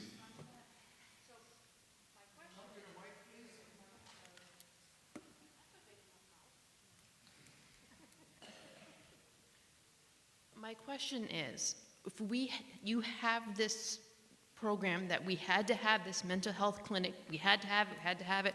I mean, we lost board members because of it. Why do we need a mental health administrator, which is probably costing us well over $100,000? When you have this program that's already in the school, as you said, they're in the school. I understand your speech therapist, I understand your psychologists and et cetera, that have already been in the school system forever. I understand that. But if you brought in a company to handle that, why are we paying for a director if we have a company that's taking care of it? So again, school counseling is very different than what CHR is being offered. However, what does our director of mental health do? Half of her job is actually for adult ed. She is our adult ed director that is paid for by a grant. So only part of her salary is in our operating budget. She oversees all of our counselors, all of our social workers, our psychologists. She is an expert in doing any kind of threat assessment. If any student is having suicidal ideation, she works with that student to do a threat assessment and then works with the family to then potentially connect them to CHR. Maybe they need a higher level of care. She is coordinating all of our school climate and safety plans. That is a mandate this year from the state of Connecticut. So every school needs to have a climate committee, and every district needs to have a safe climate coordinator. And our director of mental health is that. She coordinates all of the, shared some of the climate data, she coordinates all of that, digs into behavioral data. Should we have an increase in behavioral data in a certain school, works with all of the educators and staff within that building to address that. So that's just a little portion of what she does as an administrator, but very different than what CHR does.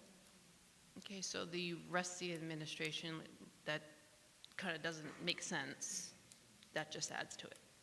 I'm sorry, say that again? I said, so the rest of the admin costs that kind of don't make sense, if you look as Connecticut as a whole for your variances, Kennelly's way up here and everybody else is way down here. Yeah, so we actually saw that concern on Facebook, so we did some, come prepared, right? Just to kind of understand what that concern looked like. We have 18 administrators, so that's certified administrators. And I asked our assistant superintendent to do a comparison of numbers in our district reference group districts.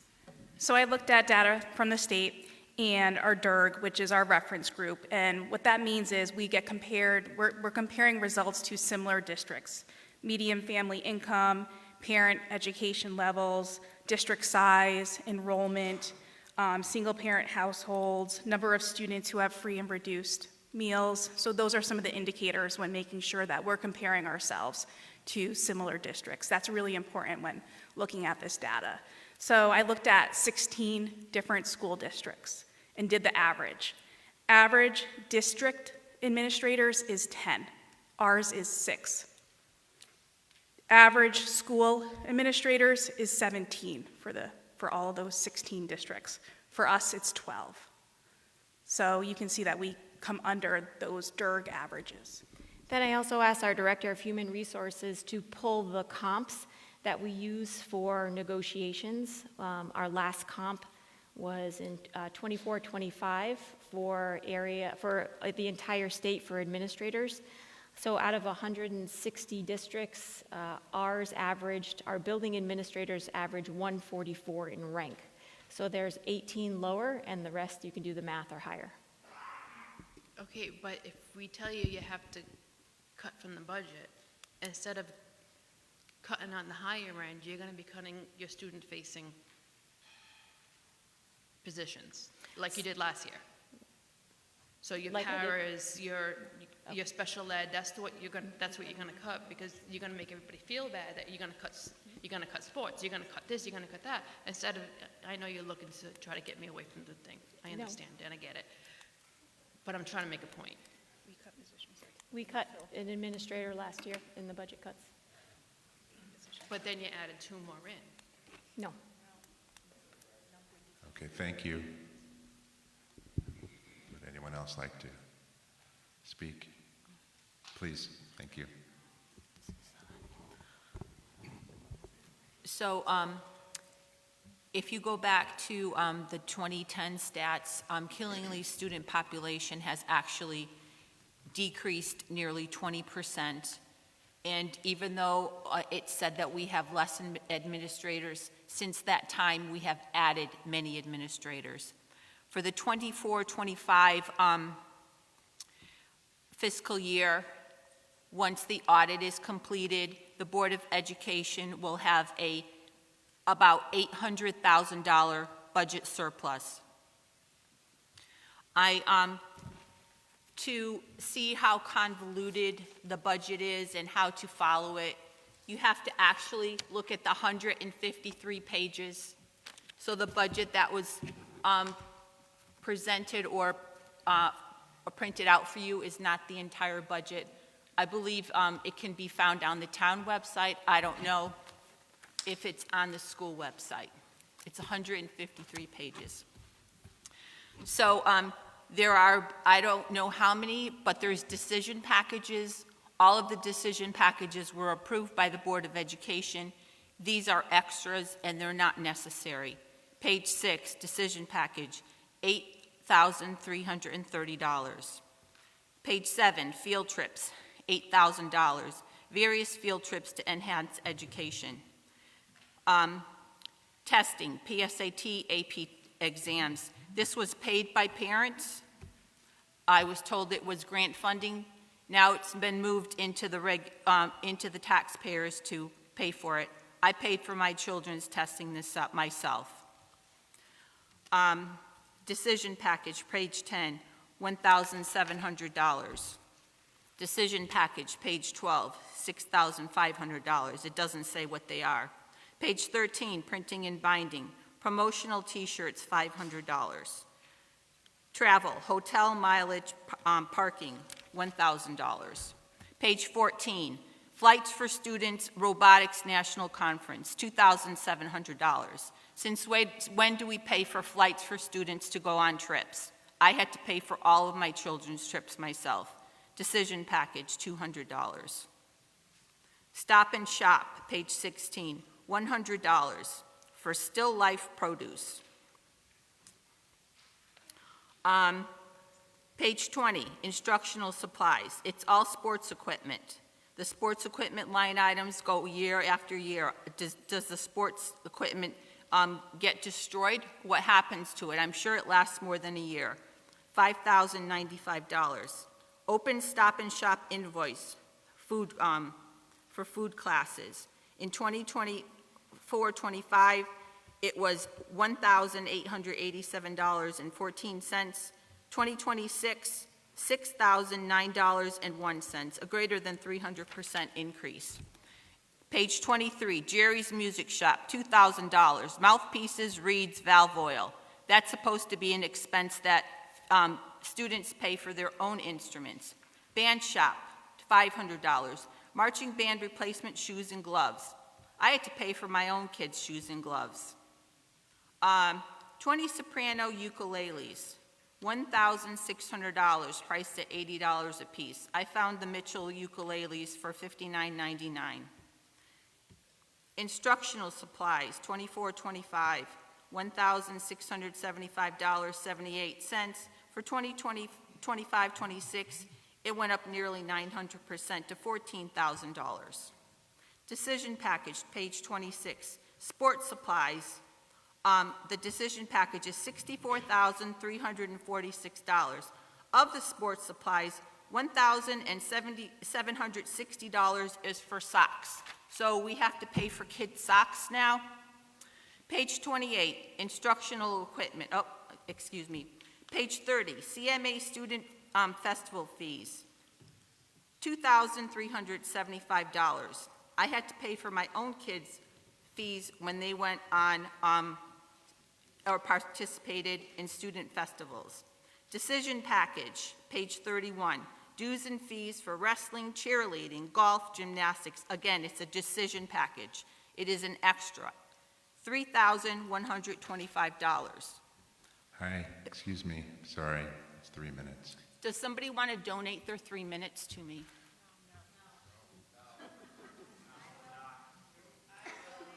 All right, thank you. Page 31, other objects, 8th grade visit, lunches and for students and staff, $2,500. Other objects, page 31 and 32, career pathway breakfast, $862.50. Plastic sports bottles, $844. Decorations, $400. Other objects, college fair breakfast, $300. Marketing t-shirts, $1,000. Family night freshman family dinner, $4,000. The field trips for the KHS athletics, I believe this is just for the football team, 2024-25 was $68,874.94. 25-26, it was increased to $105,000. That's more than a 50% increase. It's the same for next fiscal year. Field trips, page 36, $1,875. $300 of that is to go snow tubing. Page 46, family night supplies, $500. Again, KISS sports supplies, $3,778.93. More sports supplies, $6,367. Reeds, $460. Again, you're responsible for buying your own reeds for your instruments. Other objects, page 58, $7,500. Various food events, Teachers Appreciation, Veterans Day, Faculty Holiday, 8th grade reception, 8th grade recognition, Professional Development Days. It goes on and on, but a couple of things that I found, there's more teachers' incentives and appreciation, a lot of food. A few things that I found quite interesting, and there's many of these line items. Page 85, Blue Cross Blue Shield dental insurance, 24-25. It was $141,403.97. 25-26, $165,960.30. It's stated that there's a 16% increase. 26-27 in the budget book, has $383,742.38. That reflects a 131.23% increase. It's supposed to be 16%.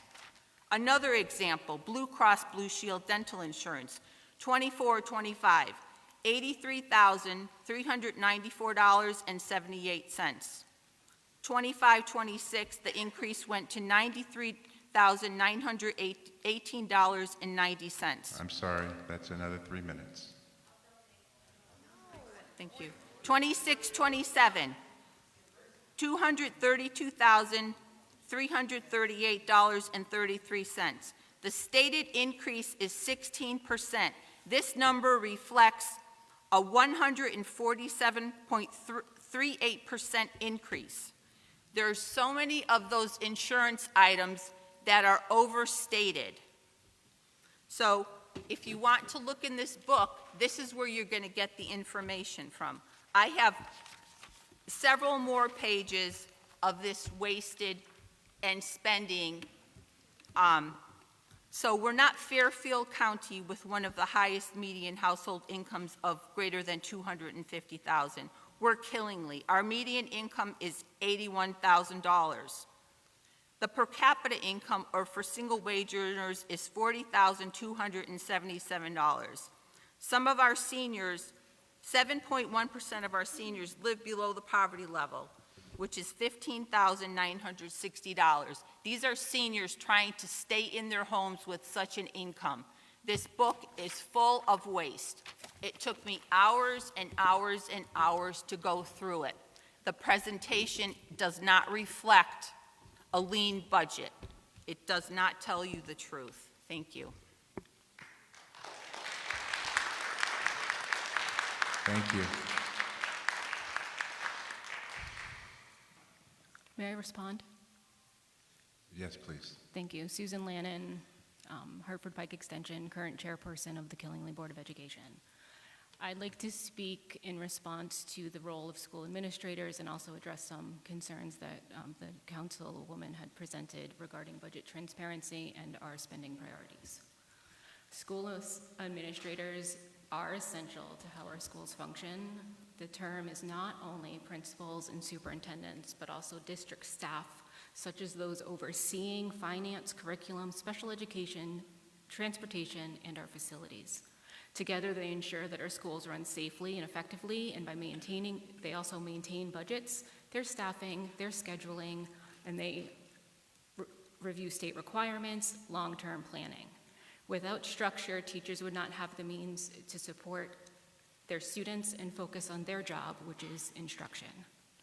In terms of transparency, the Board of Education holds multiple budget meetings. Our process starts well before this point. These meetings are open to the public, they are posted, and many board members, if not all, encourage everyone's participation. If you can't make the meetings, they are posted online after, along with the budget materials available. Our budget is currently available on both the Board of Education website as well as the town website with the proposed revisions, so residents can go and review the information line by line if they choose. We are open and we do hear the feedback about the presentation of the budget to the point where we, as board chair and the administrative staff, review other town budgets to see how we can make it better for the taxpayers and citizens. At the same time, I understand that there are concerns about rising costs and impact on the taxpayers. The Board of Education members, all 9 of us are taxpayers in the town. We understand and appreciate the people who ask us questions, who evaluate our priorities and review the budget alongside of us, and we look to have a proactive professional relationship regarding so.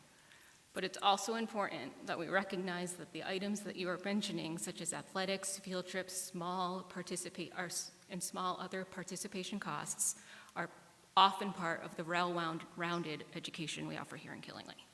They're not simply extra. They support student engagement, learning experiences outside of the classroom, the school connection, and they positively impact attendance and student behavior.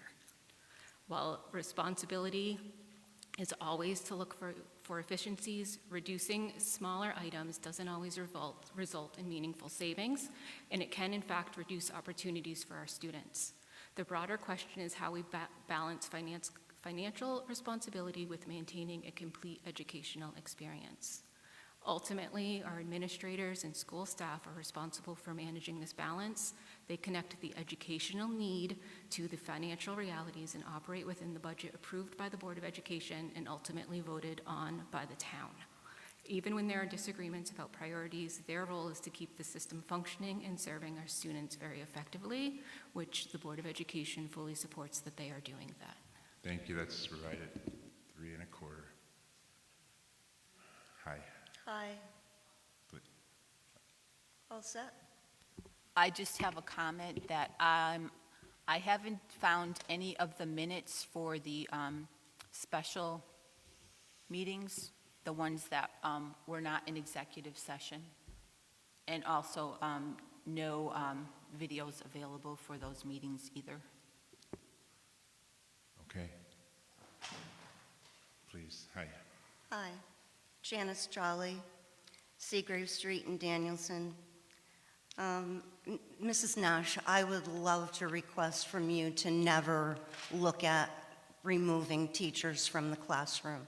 If you ever need to make cuts, please don't cut our teachers. Cut administrators in the central office or assistant administrators, but not our teachers. We need them. Being a teacher myself, I feel very strongly about not losing classroom teachers. As Mrs. Nash has repeated over and over again, the budget is all about salaries and benefits. Many towns that I've been reading about have been struggling with the exact same issue. Perhaps it's time for a pay freeze and the BOE, a BOE that will fight against these exorbitant union contracts that bleed the taxpayers dry. With this new housing bill that they're pushing in Hartford, we're going to have more families coming into our community. And that means we're probably going to need to build another school. What happens then? We have to hire more teachers, more paras, more administrators, more nurses, more custodians, more buses, more bus drivers. We're going to need to purchase more buses, hire more bus aides, more substitute teachers, more secretaries, more cafeteria workers. It means paying more for lights, heat, air conditioning, phones, special ed programs, more librarians, more mechanics, more technology, and paying more for benefits and salaries for everyone that we already can't afford. So where does it stop, and when does it stop? The taxpayers have a right to keep at least some of our money for ourselves. We're taxed by the federal, state, and local governments, and we still have to pay for food, clothing, and shelter. When we're done paying all of those taxes, there's very little left for ourselves. So I'd like to make a request, and my request is to make a motion to reduce the BOE budget to 1.5%. Thank you. Thank you. There's a motion to reduce the Board of Education budget by 1.5% to 1.5%. Is there a second? There's a second. Discussion? Mr. Moderator, is there a dollar figure? Hi, please. Ida Barris, 1123 North Road. I don't want to reduce the education budget. I think that they worked... Point of order, Mr. Moderator. We have a motion and a second. And there was discussion. I'm making discussion. Well, I'd like to know what the motion amount is. We can allow discussion on the motion to amend, Okay. Thank you. please. I also was a teacher for 1,000 years and lived through many difficult budget years where really, when you're talking about like reducing supplies and things like that, it really does affect the students when, you know, you have to go out and buy the paper. And because we are a community that is not overly wealthy, a lot of these, I think these line item budget, these budget items that we're discussing, in part make it possible for all of the students to participate instead of just the ones whose families can afford it. And I think it's like really important for all of our students to have equal opportunity to succeed, not just the ones that can afford it. Thank you. Thank you.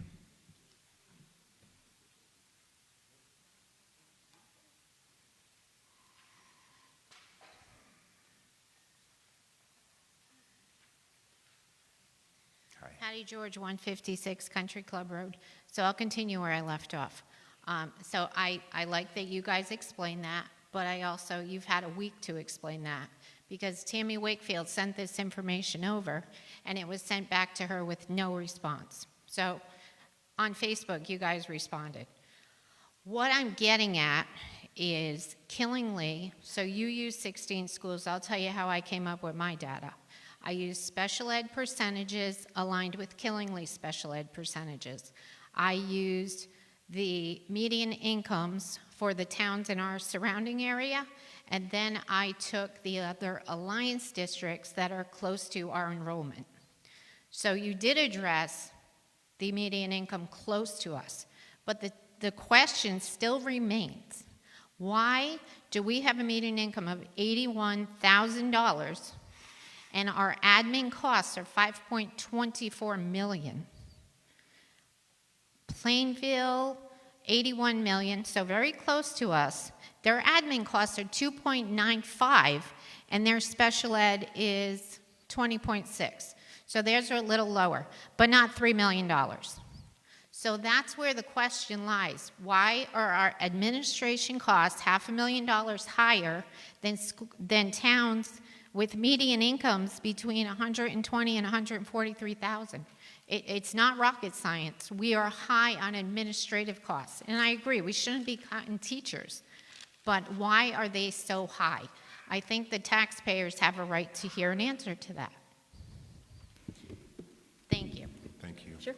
So one of the things you have to look at is how many students you have. So when you compare towns, it's not just about median income, it's also about how many students are in the district.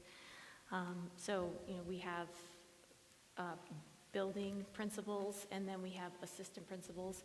One of the things I think is maybe helpful in this conversation would be to know that while enrollment in our primary grades has started to decline a little bit, as I mentioned in my presentation, our enrollment of students with special needs has increased.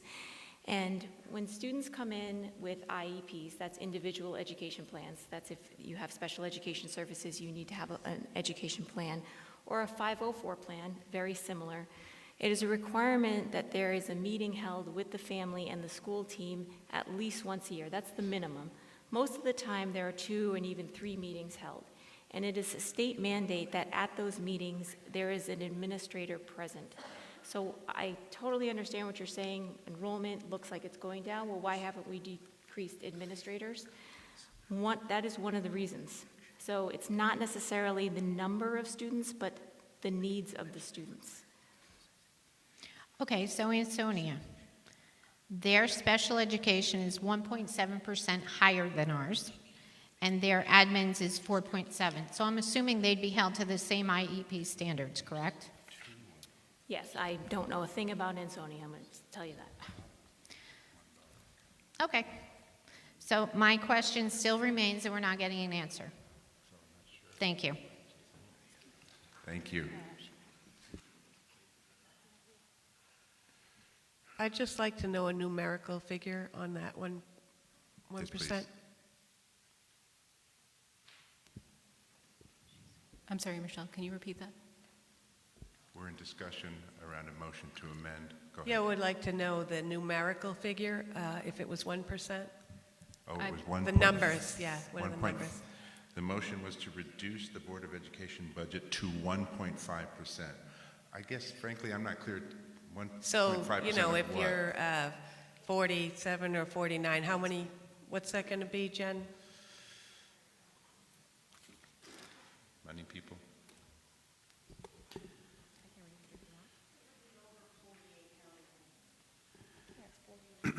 Yeah, so with the 1.5% figure, that would leave the Board of Education budget total at $48,657,899. A reduction of how Which is a much? reduction of $1,282,777. Did you, everybody hear that okay? If we understood that motion correctly. Okay. And we're in the midst of discussing that. Thank you. I would just like to point out that they will be receiving $622,976,000 in municipal aid for education. I'd just like to add that into the mix there, that additional state funding was just approved. Thank you.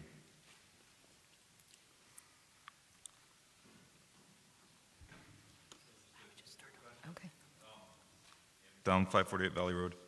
On this chart over here, it references that the per pupil expenditure is on the lower end of, is that lower end compared with kind of comparable towns, or what's that? So in the comps below us, we have Bristol, Griswold, Norwich Free Academy, Vernon, Sterling, Stafford, Plainfield, Sprague. Above us, Putnam, Plainfield, East Haven, Ledyard, Montville, Seymour, Enfield, Manchester. Just to give you an idea. Okay.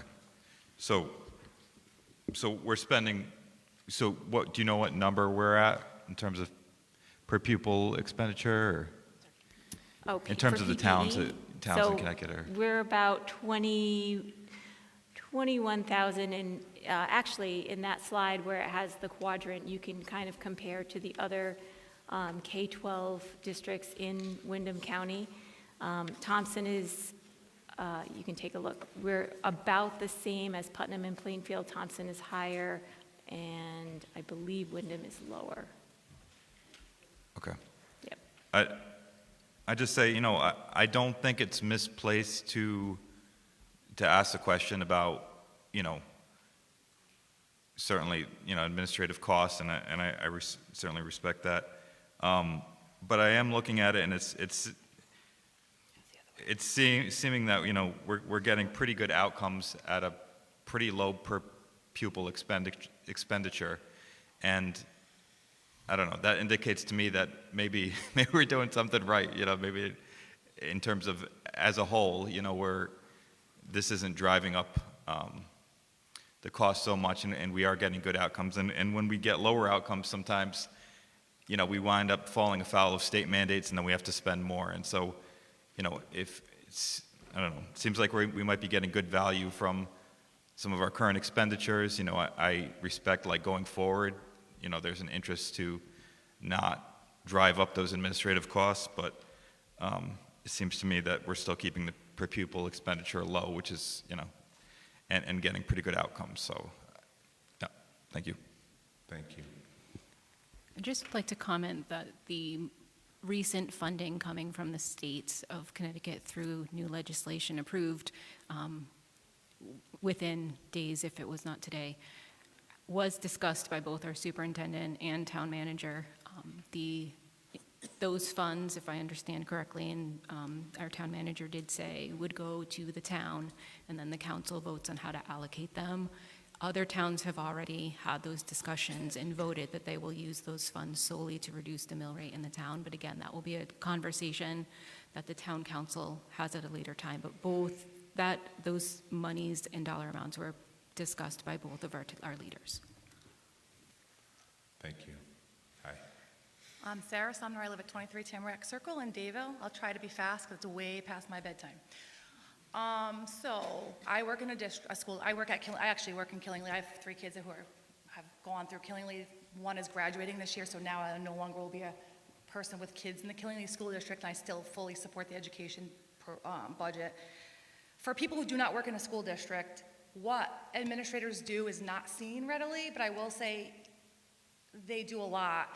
If you are a regular ed teacher, your administrators help you when you have 20 students in your room and you have a student who comes from a trauma background, who has difficulties. They are the people who are supporting you.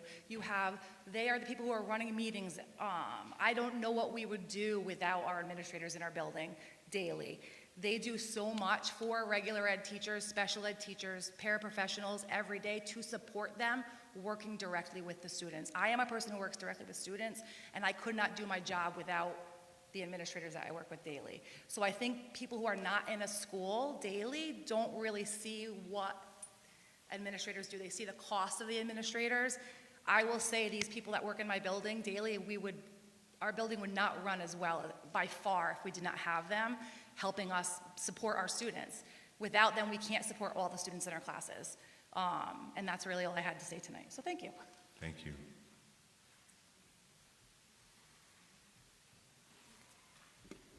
Hearing no more discussion. I'm sorry, Tammy. Tammy Wakefield, 130 North Street.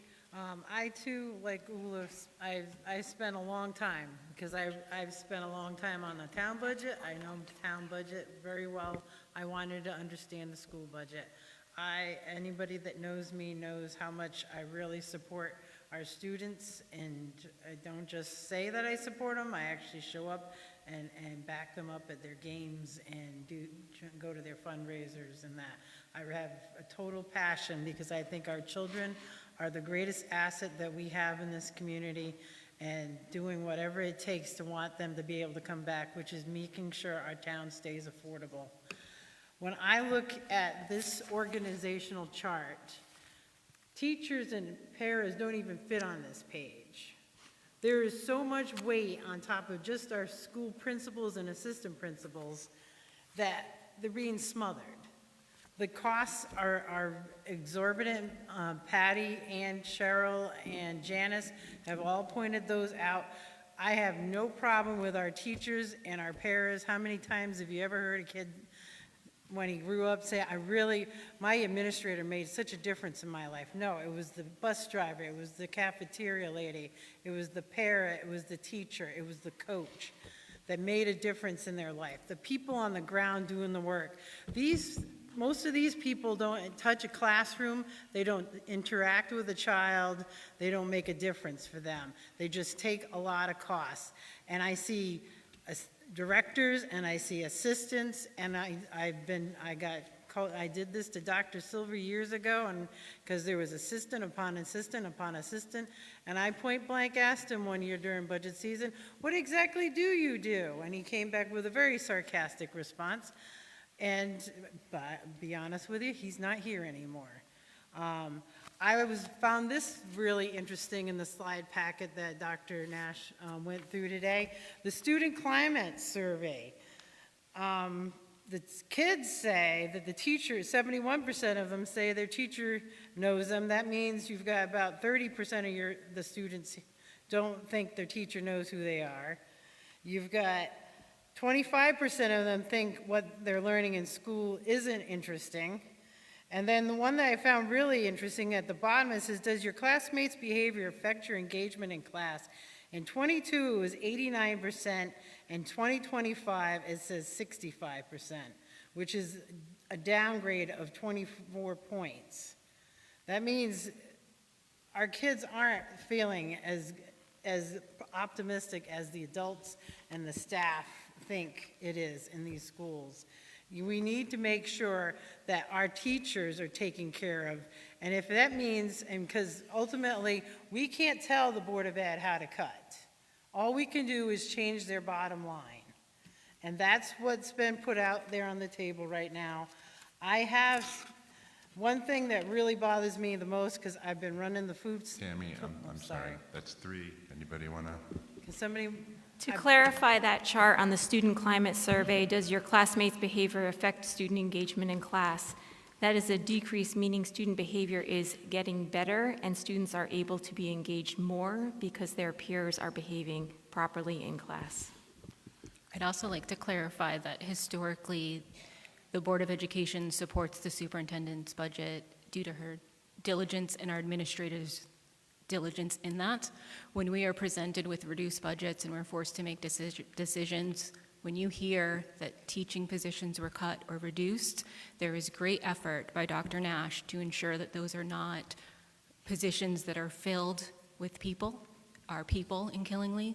We support the work that is done here and those that are doing the work, and we try as a board, but really administration, to not cut positions that would require people to lose their jobs. That being said, last year's budget cut did result in 2 positions that were eliminated and 2 employees were therefore lost their jobs.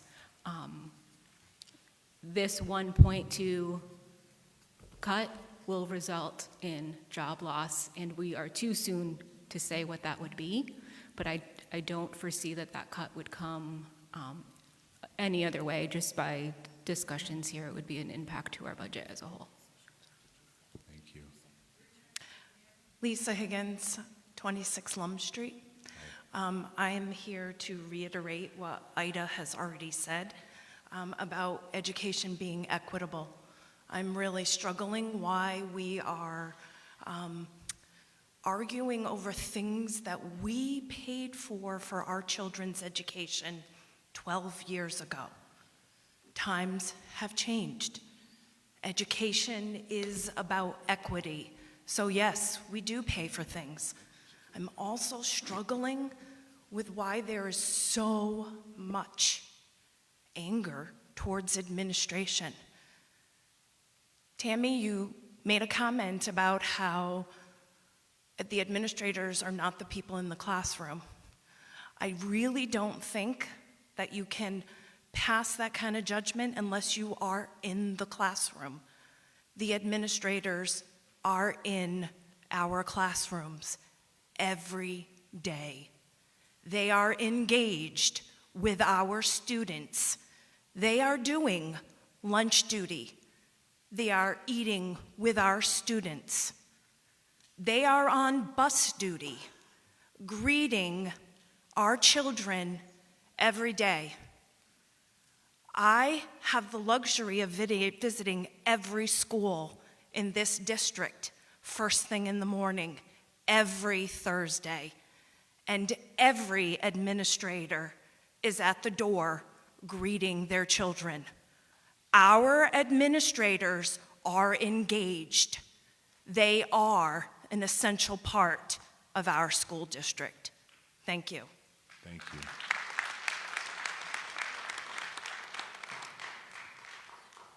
Evening, Julie Corden, 140 Putnam Road. Hi. I've worked in this school district for 22 years. My grandchildren go to school in this school district. I have the utmost respect for the teachers, the people I work with every day, the administrators. Our kids struggle. It's not an easy district to work in. We have cut bare bones over the last several years. If you were to try to cut $1.2 million, you may cut an administrator, which I think is a really bad decision, but you would also cut teachers. So the number that you're spouting is unattainable to make any kind of keep a decent educational system here. On top of that, our administrators did take a freeze last year. We did lose an administrator, and I can tell you from the position I'm in this year, I hit all buildings, it has made a difference. People have had to step up and do double duty. Our administrators are engaged. They're in those classrooms every day. They help the teachers build the curriculum, make it more engaging, move us forward so that our students are all doing better and have a better chance. It's a tough group. Education isn't what it was 10 or 12 years ago. It's a really tough job. And if you cut what you've proposed, it will be devastating. Thank you.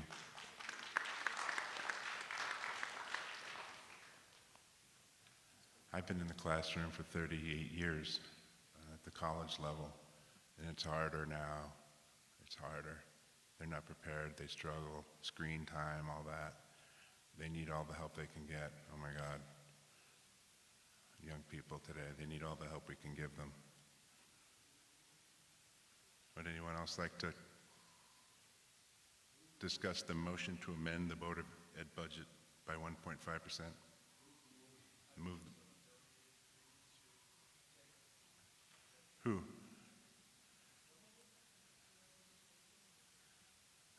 I can't hear.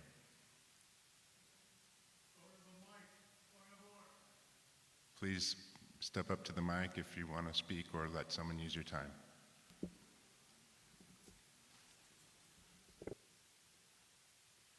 Okay, Brandon Gudrow, 242 State Avenue. Hi. This is just me being confused. I heard after Miss Wakefield finished, someone attempt to donate 3 minutes to her. And I'm hearing that. Okay, I didn't hear that. Okay. Okay. Tammy, would you like 3 more minutes? Well, I'll take it 3 minutes. So I'm not talking, Lisa, I'm not talking about the school principals. I'm not talking about them, because I know they're in the classroom. I know a lot of them personally. I'm talking about this up here, where there's assistants to assistants to assistants. I mean, the assistant superintendent is overseeing all these other people. You got a director of pupil services that has an assistant director. The HR person has an assistant director. And the business manager has 3 other people working underneath her. I mean, at some point, there's going to be give. And I understand it shouldn't be in our buildings. It should not be with the school principal and the teachers and the paras. But this upper layer echelons that are making lots and lots of money that you're not making, and yeah, I don't understand exactly what you make, but I have been in the classroom, and yeah, it was a few years ago, but I do go to my grandchildren's classrooms now, and I understand that our principals and our vice principals are doing a good job. The teachers are doing what they can. I understand that. But the one point that I really wanted to make sure, as the person that has been for the last few years making sure food collection baskets go out so that we can benefit those people in our town that don't have enough food, there's $45,000 in those 154 pages that are feeding the amount of teacher lunches and breakfasts, the receptions, the $100 for kids to draw fruit, $4,600 for classes. The French class even got another $250. I mean, can you imagine going up to an elderly person that's living below the poverty line and say, here's your tax bill, and oh, but hey, don't worry, the kids got an extra 40, and the teachers are getting an extra $45,000 for receptions. That used to be something that we used to bring in ourselves, and I know the Parks and Rec during the senior programming a lot of time, the staff over in our community center are actually doing that for our seniors. They bake from home, they bring it in, and they take care of it. That's the way it should be. Everybody should be taking a piece of this, and I think what Ula was trying to say is everybody needs to take a piece. And if they can take a piece, they should be taking a piece. And the other thing I need was clear transparency. Where exactly are the amounts for the donations that have gone from loose for the robotics team? Because there's over $12,000 in extra costs in those line items for the robotics team. And the student funds for like the game revenues and the money the music boosters have raised. Where is that going and where is that showing up? Because there's $8,000 for the band to go on field trips, and like I said, the $12,000 for the robotics team. Thank you. That's 3 minutes right on. One of the things I think you want to look at when you're looking at things such as like the robotics trip, where does the money go? We have to report out in our monthly reports on any donations over a certain amount. But in almost every page of the superintendent or the budget, the Board of Education budget that has been mentioned up here, there are lines underneath that say per superintendent's reduction. And you can read what those are. For instance, there's a reduction in what you just mentioned with regards to the robotics flights or hotel. The reduction is from us. We've reduced that already. And they will use their donations or fundraising to make up the difference so that they can go on these trips. So I just want to make sure we paint the full story here. There's reductions throughout that anyone can read, and they're all clearly marked. Thank you. I would like to point out that the reduction that has been proposed on the floor through a motion in a second is approximately $1.2 million. That is equivalent to 21 classroom teachers, 30 full-time paraeducators, or 8 administrators. And I'm curious, the taste seems to be that if you could direct the Board of Education where to spend their money or what reductions to make, which to be clear, you can't. You can tell us how much money we spend and then the administration uses it appropriately. That would be 8 school administrators. Are you willing to say which 8 positions you think should be cut?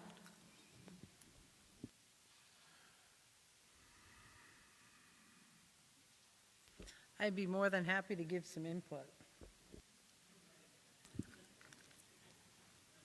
Okay. Thank you, please. There's nearly, yeah, it's on. There was nearly, I believe, $500,000 in decision packages that was approved by the Board of Education, and these are extra. They're not, they're extra. They're what are being requested, not needed. In the reductions that I mentioned during the presentation of about 450,000, much of those were decision packages. They were labeled in the presentation.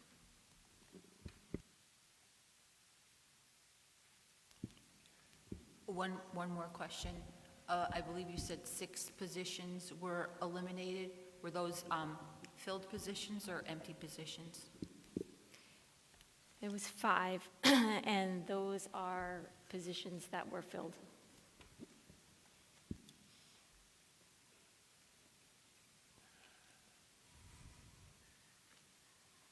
Hearing no more discussion, prepared to vote on the motion to amend the Board of Ed budget by 1.5%. All in favor, indicate Chair, by... can we get point an of order. exact, can we have an exact figure what that is? You know, 1.5 is one thing, but the exact number. Yes, the town manager said it, but maybe you want to repeat it. Brian Palaya, Town Manager.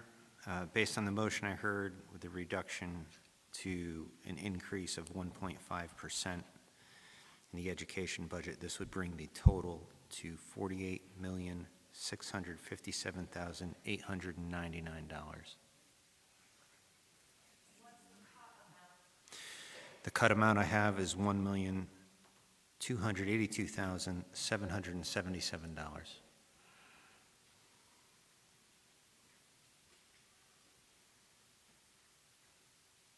Thank you. All in favor in cutting the Board of Ed budget by 1.5% or $1,282,777, indicate by raising your... Excuse me, Mr. Moderator. I'm sorry. Are you certain that you're saying that right? By 1.5 or to 1.5? Well, I had the same question, but I was assured that we were cutting it, shrinking it by 1.5%. If we use the dollar figure. I'm sorry, say that again.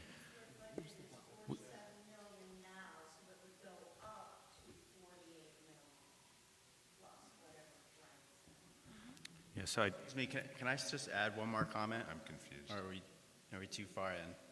Hi, 1 second. I thought you wanted to reduce the budget by 1.5%. Your budget is 47 million plus at this point. Okay. My motion was to increase it by 1.5%. Increase it. To their existing budget. I got you. I got you. that's the number I have here. Yeah. As opposed to what they're asking for. Yeah. Yes. Got it. So- Thank you. Thank you for that clarification. I believe we understood you correctly, and when we add the 1.5%, we get to a new total of $48,657,899, which is a reduction from what's proposed and is on the table in the main motion. And the difference between the main motion and your motion is $1,282,777. Okay, thank you. That's what I thought too. Okay, let's keep discussing. Hi. Matt Sarakowski, 55 Laurel Drive, Dayville, Connecticut. I'm also the principal of the middle school, and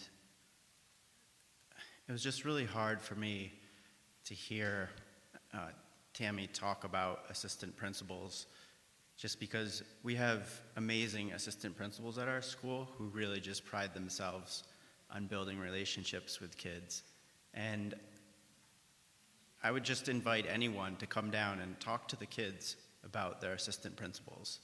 And I think the world has changed in 10 to 12 years, and in some ways it's changed for the better. And if we're gonna reduce anything a dollar more, I wish you could see what they do just on a daily basis right now. And to just think that this is going to impact our school dramatically, it's hard for me to envision that, to be honest with you. Losing teacher positions, which will happen, and more reduction of administrators. Honestly, I know we'll just do the best we can, but it's kind of frightening, actually, just because I see the day-to-day needs. So I just want everyone to know what it's going to feel like for us. So, thank you. Thank you. Would anyone else like to share? Sorry, last thing here. I just want to remind folks that I'm looking at this. We've got about $3 million in benefits that are contractually obligated. That's $1.1 million. That's contractually obligated. There's no control over that. Am I correct on saying that? Okay. And then we've got $1.9 million in largely from special education funding out of district. We have no control over that. So that's $3 million. That's the majority of this budget increase is coming from those two things that the Board of Ed has no control over. So what's left is a very small number in terms of what their increase, well below the point of inflation. So I know there's an increase, and I respect the frustration around that, but I just think that needs to be emphasized. Thank you. Thanks. Okay, the motion to amend the Board of Ed budget, that the increase would only be 1.5% versus, what's the number that in the proposed budget right now? What's the percent increase from last year? Currently 4.18. Okay, 4.18. Instead of that, 1.5. Am I getting that right? Okay. All in favor of the motion to amend the Board of Ed budget, say aye, or I should say raise your orange band.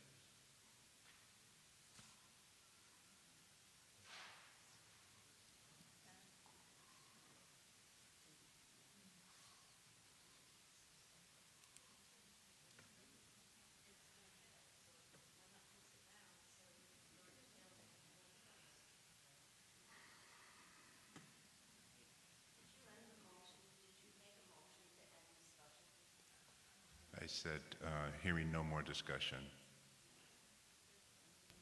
$20 altogether, 20 against. All those against the amended budget number indicate by raising your orange band.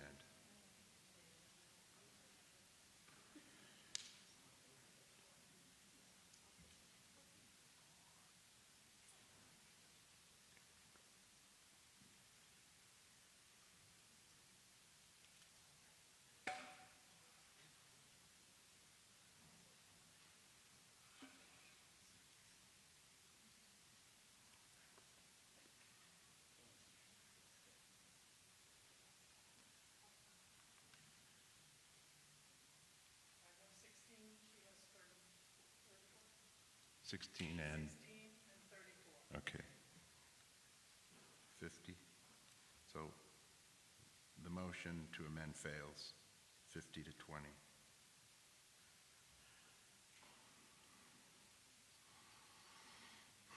Is there any more discussion on the Board of Education budget?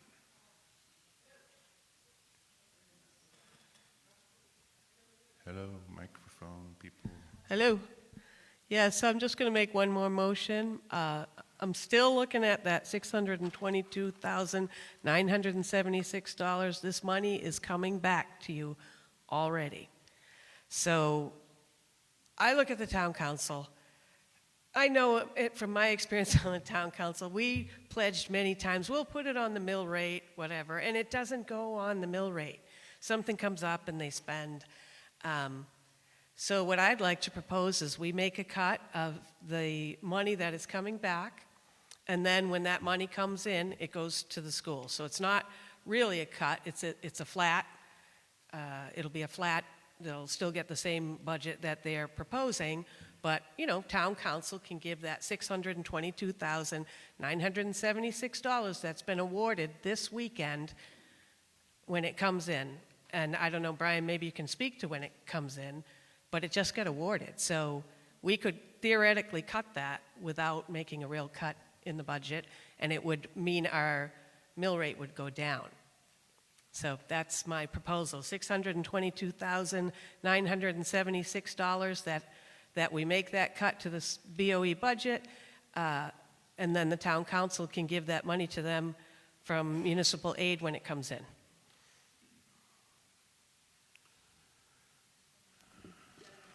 So at current time, I like that. Thank you for the creative thinking. You always have creative ideas. Right now, I don't think we have a mechanism in which to get the money from the town to the Board of Education, and maybe that'll change, and maybe the town manager can speak to that a little better, but we literally found out about this yesterday evening.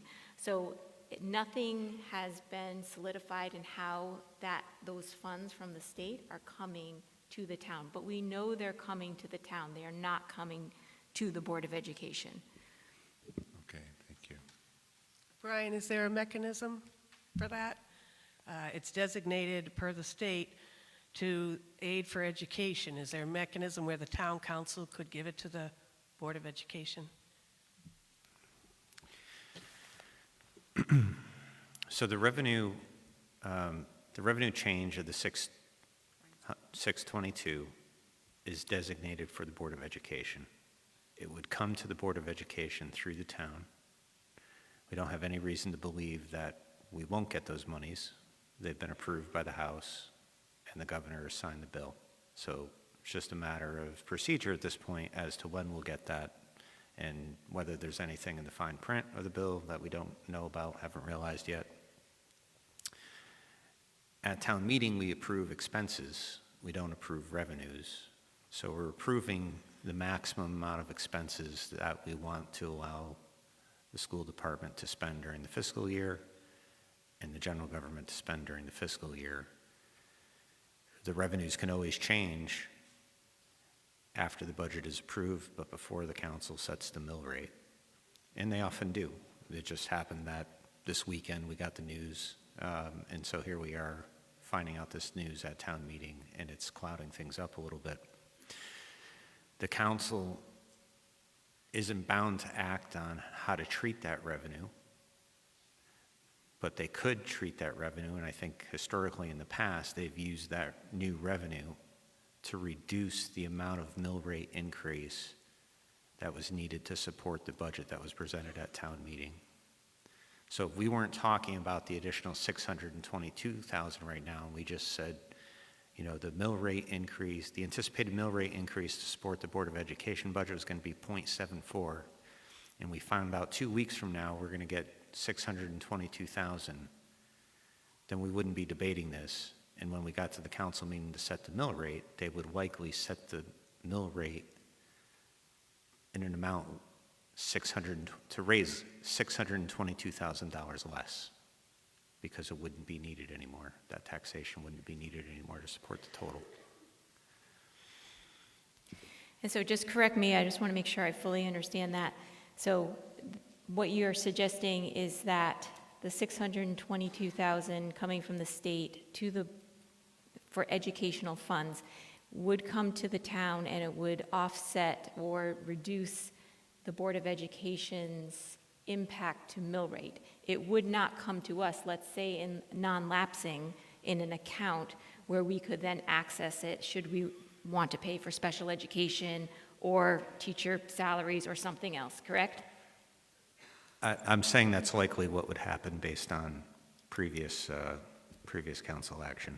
That's Yes. typically what happens, is the mill rate gets reduced. It doesn't come to you as a separate amount of money. Right, so I think That that's what hasn't you're, been my history, Brian. Like, we've designated money to go to certain places, and then that changes. So I'll just say that there is a mechanism. There is a mechanism when that money comes to give it to the Board of Ed. Is that correct? So I don't know. I've got a motion on the floor. Is there a second? I'm not sure what the motion is. A motion on the floor and a second. The motion.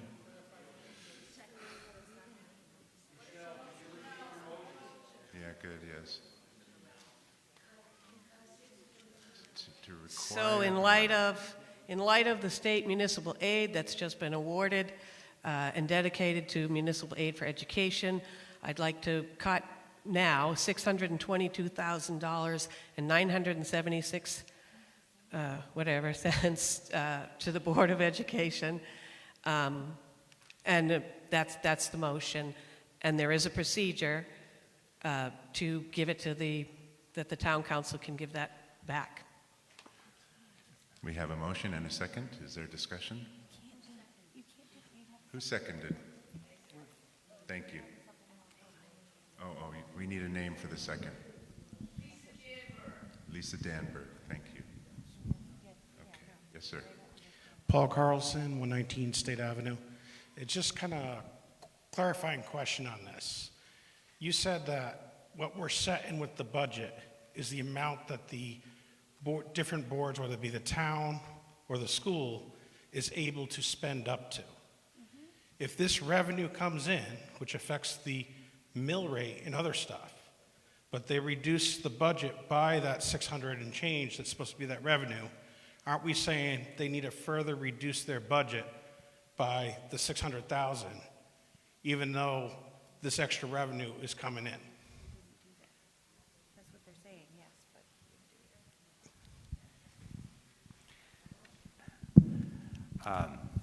I'm struggling to explain the rationale of the motion because we are approving expenses and we are approving a maximum expense. So it's it's not necessary to, I understand I believe the motion is to further cut the Board of Education budget by the amount of state aid that's anticipated. And you can do that, but that will still be, that lower number will be the limit of the Board of Education budget. Which would reduce the total amount available to the Board of Ed. Yep. Thank you.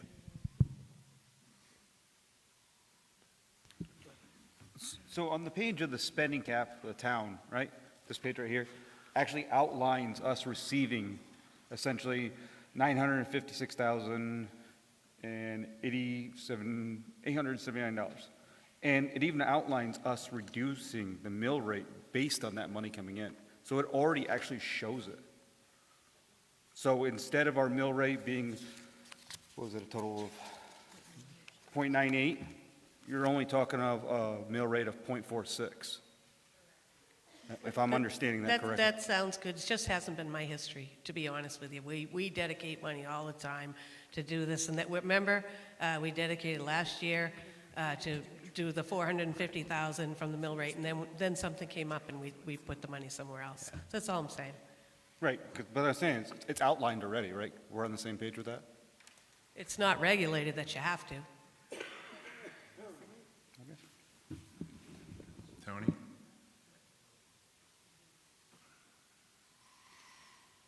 Any more discussion? Seeing no more discussion,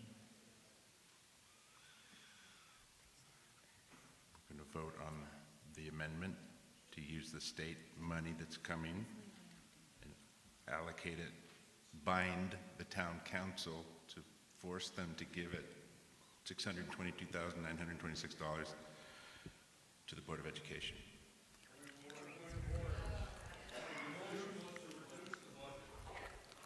Yeah, that's foggy to me. We're reducing the budget by the amount that the state is giving? Yeah. So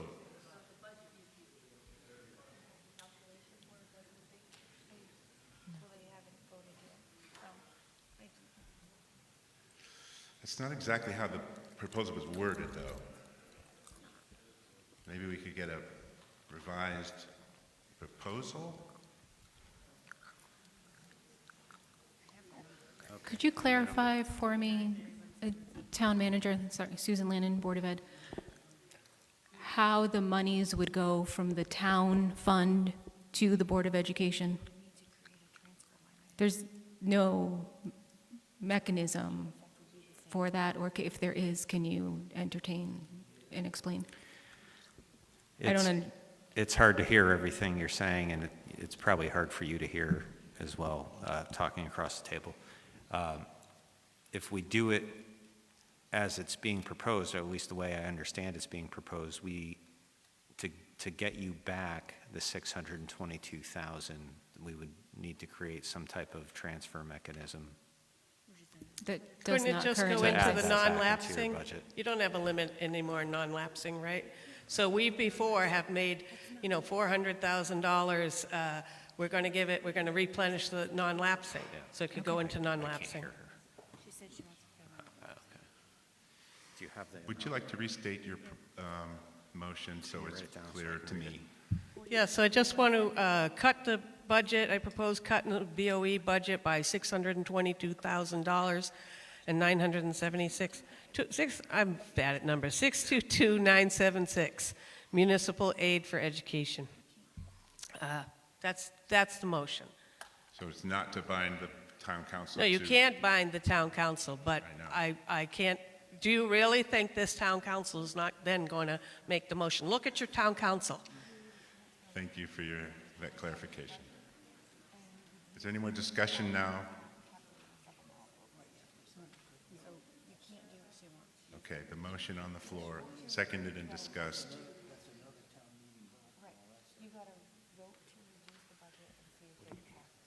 I need them to be quiet.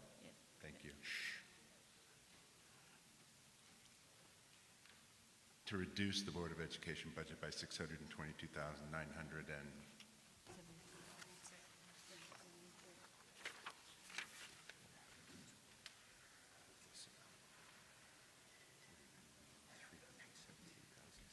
which would make the proposal, bring the proposed budget to $49,317,700.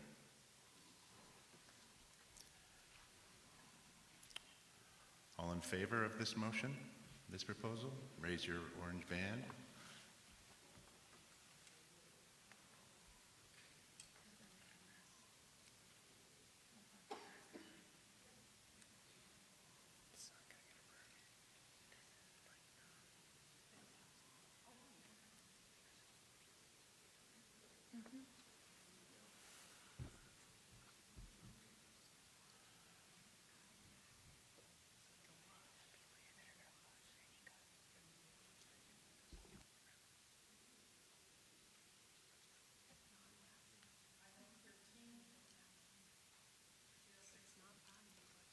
$16?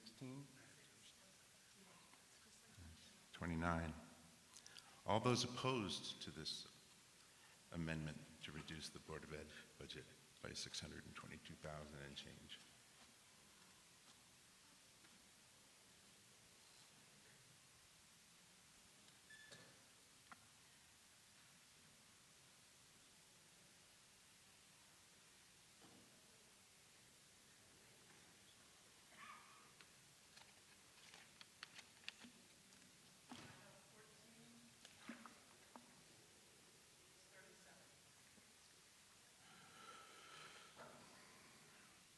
It's 51. The proposal fails. 51 to 29.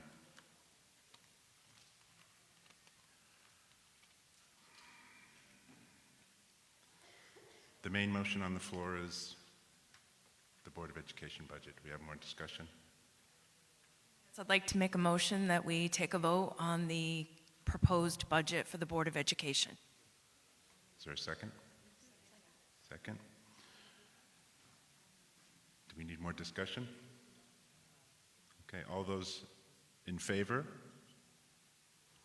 of the Town Council's proposed budget ordinance for fiscal year 26-27 for education in the amount of $49,940,676. Raise your orange band.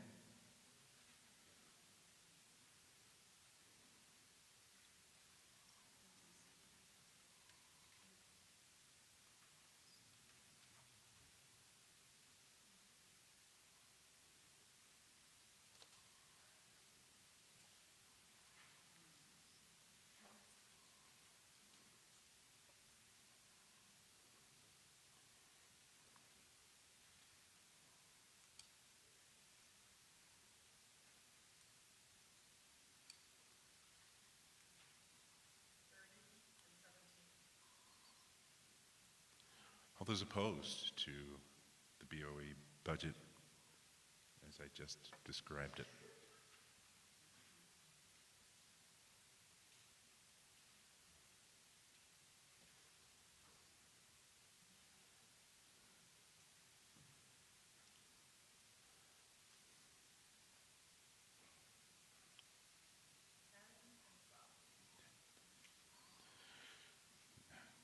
That's 22.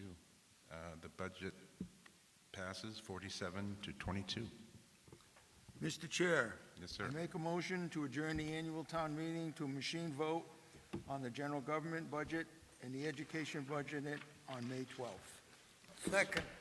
Could we have totals for both of those? I did not hear that. A vote to adjourn. All those in favor of adjournment, please indicate by raising your orange bands. All those opposed who'd like to stay longer and maybe have some coffee,